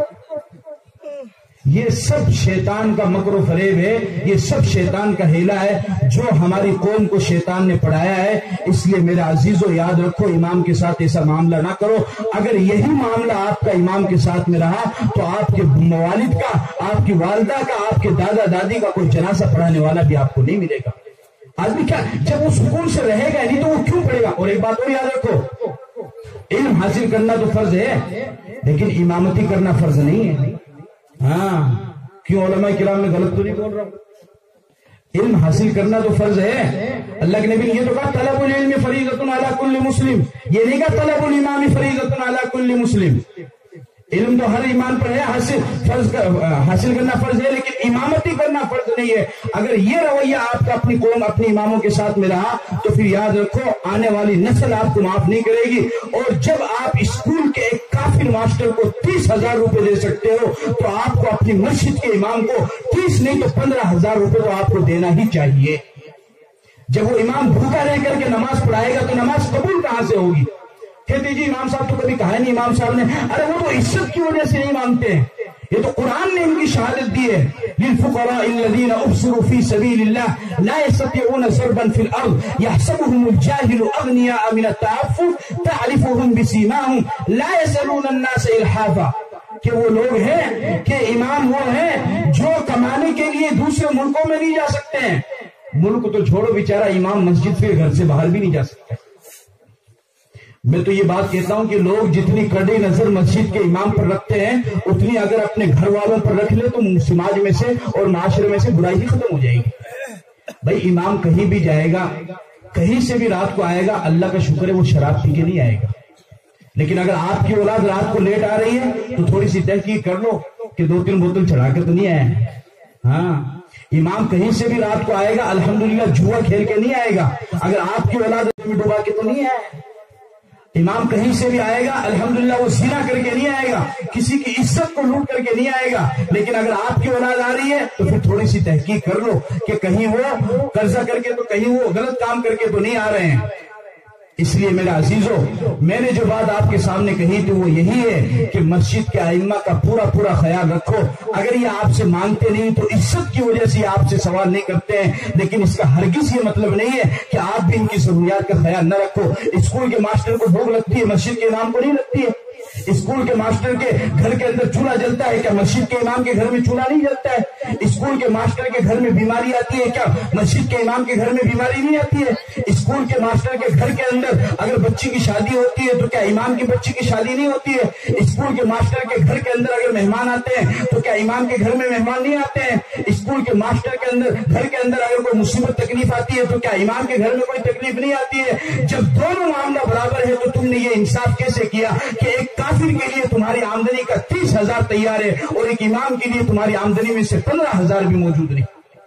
یہ اچھی بات نہیں آپ کی۔ بہرحال مجھے پرچی دے دی گئی ہے، میں اپنی بات کو ختم کرتا ہوں۔ اصل بات جو میں آپ کو بتانا چاہ رہا تھا وہ یہ ہے کہ بچیوں کو بھی دینی تعلیم سکھاؤ، اس وجہ سے کہ ہمارے ملک کے اندر جو چلا طلاق کا مسئلہ، تو ہمارے لوگوں نے کیا سمجھا، ارے وَكَلِمَةُ اللَّهِ هِيَ الْعُلْيَا هو الذي ارسل رسوله بالهدى ودين الحق ليظهره على الدين كله ولو كره المشركون۔ کہ مول صاحب جمعہ دن بتاؤ نا خطبہ میں کہ اللہ اس کے دین کو سربلند کرے گا اور اللہ کا کلمہ بلند ہو کر رہے گا۔ کوئی طلاق کے خلاف کتنا ہی کچھ بھی بولتا رہے، ہمیں اس سے کیا مطلب ہے؟ تمہیں معلوم ہے طلاق کا یہ جو ایشو میڈیا کے اوپر اور اخبار کے اوپر چلا، اس کا کتنا بڑا فرق پڑا؟ 2018 کے اندر 87 مسلمان لڑکیوں نے غیر مسلم لڑکوں سے شادی کی ہے۔ 87 مولانا امرین محفوظ رحمانی کا اخبار کا آج بھی ان کی تحریر جا کر کے آپ پڑھ سکتے ہیں۔ 87 کر قیامت کے دن اگر اللہ کے نبی نے گریبان پکڑ لیا تو کیا جواب دو گے؟ ان کی نسل سے جو بچے پیدا ہوں گے کیا وہ کافر بچے پیدا نہیں ہوں گے؟ یہ ساری عورتیں انہوں نے ارتداد کو کیوں قبول کیا، مذہب اسلام کو کیوں چھوڑا؟ کیونکہ ان کے پاس دینی تعلیم موجود نہیں۔ اگر ان بچیوں کے پاس میں دینی تعلیم ہوتی تو یہ بچیاں جس طریقے سے اس مکتب کے بچے نے کہا کہ میں اپنی جان کو قربان کر سکتا ہوں لیکن اپنے ایمان کا سودا نہیں کر سکتا، اگر ان 87 بچیوں کے پاس میں دین کی تعلیم ہوتی تو یہ بھی یہی کہتی کہ ہم بھوک اور فاقے سے مر سکتے ہیں لیکن ہم اسلام کا اور ایمان کا سودا نہیں کر سکتے ہیں، اور یہ کافروں کے ساتھ میں جا کر کے شادی نہ رچاتی۔ دینی تعلیم نہ ہونے کی وجہ سے انہوں نے کافروں کے ساتھ میں شادی کی۔ تم خود اپنے دل پر ہاتھ رکھ کر کے سوچو اور مجھے بتاؤ کہ دینی تعلیم ضروری ہے یا نہیں؟ ارے دینی تعلیم ضروری ہے یا نہیں ہے؟ بچوں کی طرح جس طرح بچوں کے لیے ضروری ہے اسی طریقے سے کیا بچیوں کے لیے بھی ضروری ہے یا نہیں ہے؟ اگر آپ اپنے بچیوں کو دینی تعلیم نہیں دیں گے تو آپ چاہے کتنے بڑے حاجی صاحب ہو، کتنی ہی لمبی آپ کی داڑھی ہو، کتنی ہی لمبی تسبیح دانہ آپ پھیرتے ہو، اور کتنی ہی تبلیغی جماعت میں چلہ میں آپ جاتے ہو، کتنی حج آپ نے کیے ہو، کتنی ہی عمرے آپ نے کیے ہو، اگر گھر کے اندر دینی تعلیم نہیں ہے تو آپ کی نسل محفوظ نہیں رہ سکتی ہے، وہ ارتداد کا شکار ہو سکتی ہے۔ اپنی آنے والی نسل اور اپنے بچوں کے ایمان کو اگر بچانا چاہتے ہو تو اس کا واحد ایک ہی طریقہ ہے اور وہ یہ رہے کہ اپنے بچوں کو دینی تعلیم دینا شروع کرو۔ اپنے بچوں کو دینی تعلیم دیں گے اور ائمہ حضرات کا بھی خیال رکھیں گے نہیں رکھیں گے؟ تھوڑا سا خیال رکھ لو یار، کچھ نہیں بگڑے گا، کچھ نہیں بگڑے گا، صحیح میں کچھ نہیں بگڑے گا، صحیح بتا رہا ہوں میں آپ کو۔ اللہ اور دے گا، اتنا اللہ دے گا، آپ کی نسل کو اللہ اتنا دے گا کہ آپ اس کا تصور نہیں کر سکتے۔ جو بات میں کہہ رہا ہوں تمہیں مسجد کا امام نہیں کہے گا کیونکہ اس کے چہرے کے اوپر غیرت اور حمیت ہے، وہ تم سے سوال، لیکن میں ان کی حقیقت کو تمہارے سامنے بیان کر رہا ہوں۔ ایک امام صاحب نے بیان کیا کہ اللہ تعالیٰ نے عیسیٰ علیہ السلام کو چوتھے آسمان پر اٹھا رکھا ہے، تو ایک مقتدی بیچارہ تھا، وہ پریشان ہو گیا، وہ کہنے لگا کہ ہاں اتنے سال ہو گئے اللہ نے عیسیٰ علیہ السلام کو چوتھے آسمان پر اٹھا رکھا ہے، تو مقتدی کہنے لگا کہ اتنے سال عیسیٰ علیہ السلام کو چوتھے آسمان پر ہو گئے تو وہ کھاتے کہاں سے؟ امام صاحب نے کہا 4 سال سے میں امام ہوں، کبھی مجھے پوچھا کہ کھاتے کہاں سے؟ عیسیٰ علیہ السلام کو اللہ نے اٹھایا تو اللہ اس کو کھلائے گا، زندہ رکھے گا۔ عیسیٰ کی فکر ہے جو آسمان پہ ہے، اور جو تمہیں نماز پڑھا رہا ہے اس کی فکر نہیں ہے۔ کہتے ہو کہ عیسیٰ کھاتا کہاں سے، کبھی مجھ سے بھی پوچھا کہ آپ کہاں سے کھاتے؟ شاہ حکیم اختر صاحب رحمۃ اللہ علیہ بہت بڑے اللہ والے گزرے ہیں، متکلم اسلام، مناظر اسلام، وکیل احناف، ترجمان علماء دیوبند، علماء اہل سنت والجماعت حضرت مولانا محمد الیاس گھمن صاحب دامت برکاتہم العالیہ، اللہ تعالیٰ ان کی عمر میں ان کی جان میں خوب برکت عطا فرمائے۔ زبردست عالم دین ہے، کائنات کے اندر ایسا علمی آدمی ملنا انتہائی مشکل ہوتا ہے، وہ ان کے بھی پیر ہے۔ شاہ حکیم اختر صاحب رحمۃ اللہ علیہ نے فرمایا کہ ایک دفعہ ایک بادشاہ نے اعلان کیا کہ جو میرے ہاتھی کو رلا دے گا میں اس کو انعام دوں گا، جو میرے ہاتھی کو رلا دے گا میں اس کو انعام دوں گا۔ تو لوگ آتے گئے اور ہاتھی کے کان میں کچھ کہتے گئے، لیکن ہاتھی تو خود ہاتھی ہوتا ہے، وہ تو ٹچ سے مس نہیں ہوا۔ اتنے میں بعد میں پیچھے سے ایک مول صاحب آئے، اس نے ہاتھی کے کان میں کچھ کہا تو ہاتھی زور سے اچھل کے رونے لگا۔ تو اس بادشاہ نے لوگوں نے پوچھا امام صاحب سے کہ میں اتنی بات ہی کے کان میں کی تو ٹچ سمجھ کو نہیں آیا، تو انہیں کیا کہ یہ تو اچھل کے رو رہا ہے اتنا بھاری بھرکم ہو کے۔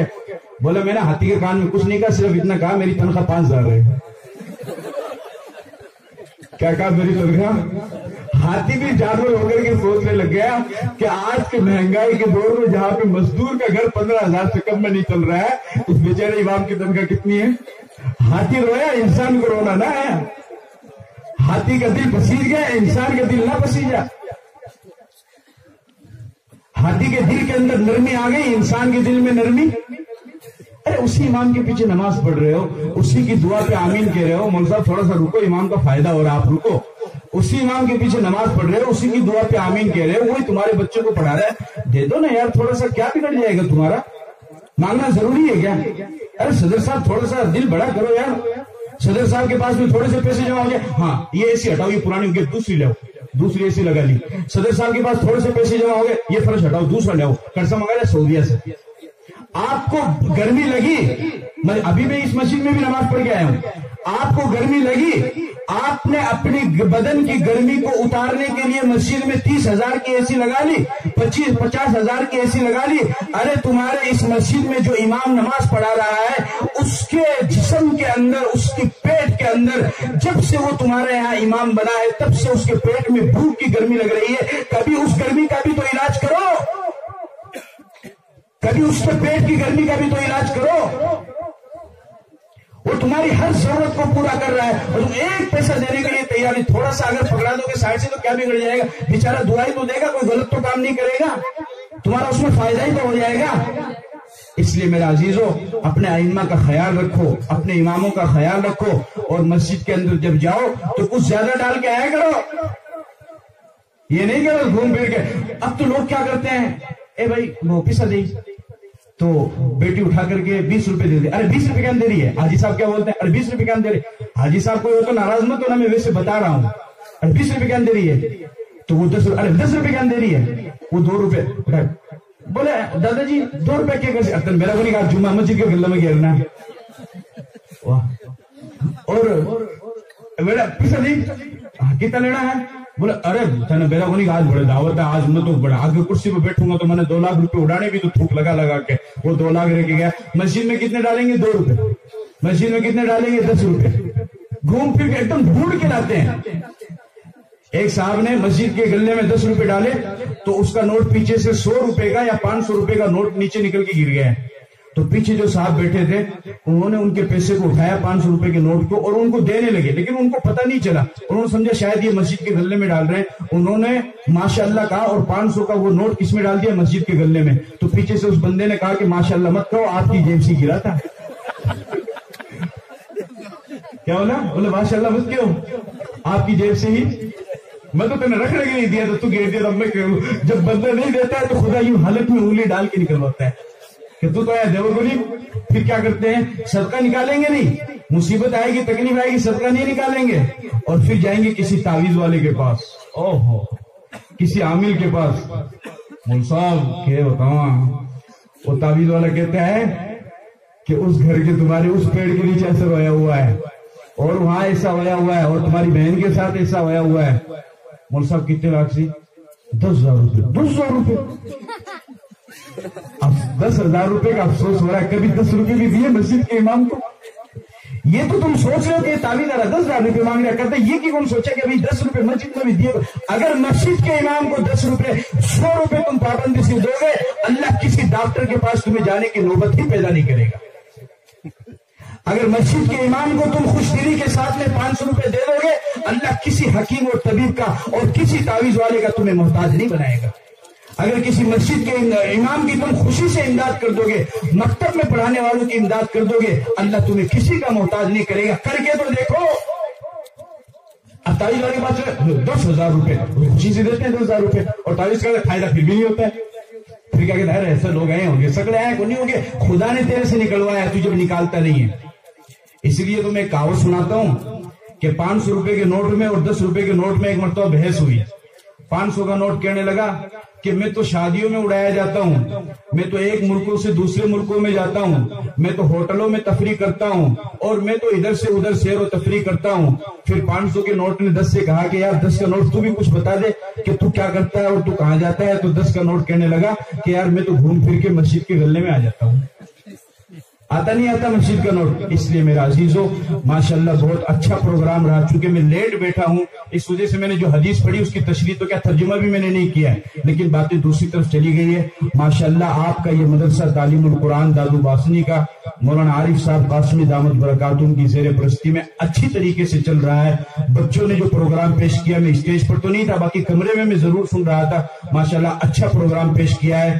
آپ مدرسے کے ذمہ داروں پر اور مدرسے کے استاذ پر آپ مکمل اعتماد کیجئے اور اپنے بچوں کو یہاں پر بھیجئے. چندہ بھی دیجئے, بندہ بھی دیجئے, دونوں دیجئے, اور ان کا بھرپور تعاون بھی کیجئے. اور جو اس جلسے کے اندر آئے ہیں میں ان تمام کا شکریہ ادا کرتا ہوں. میرے جامعہ عربیہ برکات الاسلام کھیروا کے بہت سارے ساتھی یہاں پر موجود ہیں. میں ایک ایک کر کے نام لینا چاہتا تھا, لیکن چونکہ میرے پاس وقت نہیں ہے تو جتنے بھی ساتھی یہاں پر موجود ہیں میں ان تمام کا, اور جو میرے ساتھ نہیں پڑھے ہیں علماء کرام آئے ہوئے ہیں, میں ان تمام کا تہہ دل سے شکریہ ادا کرتا ہوں کہ انہوں نے مولانا عارف صاحب قاسم دامت برکاتہم کی اس حقیر سی دعوت پر اپنا قیمتی وقت نکال کر کے یہاں پر وہ حاضر ہوئے. اور جو باتیں میں نے کہی ہے آپ اس پر عمل کرنے کا ارادہ کرو. اپنے بچوں کو بچیوں کو دینی تعلیم دیں گے یا نہیں دیں گے نا انشاءاللہ. اس پر میں نے ہاتھ نہیں اٹھوایا, اب اگلی بات پہ اٹھواؤں گا. اپنے مسجدوں کے امام کا خیال رکھیں گے یا نہیں؟ اب ہاتھ اٹھاؤ, سیدھا ہاتھ اٹھائیں, سیدھا. خیال کا مطلب یہ ہے کہ کال ہی کچھ ہو جانا چاہیے, ٹھیک ہے نا. مولوی عارف کو میرے جانے کے بعد میں یہ مت کہنا کہ رکھی نا بلا لے اب خالی مانگنا کی بات کر رہے ہیں. یہ مت کہنا میں دوبارہ آؤں گا پھر اگر زندگی سلامت رہی تو. اللہ تعالیٰ ہم سب کو کہنے سننے سے عمل کی توفیق عطا فرمائے. وآخر دعوانا جزاک اللہ.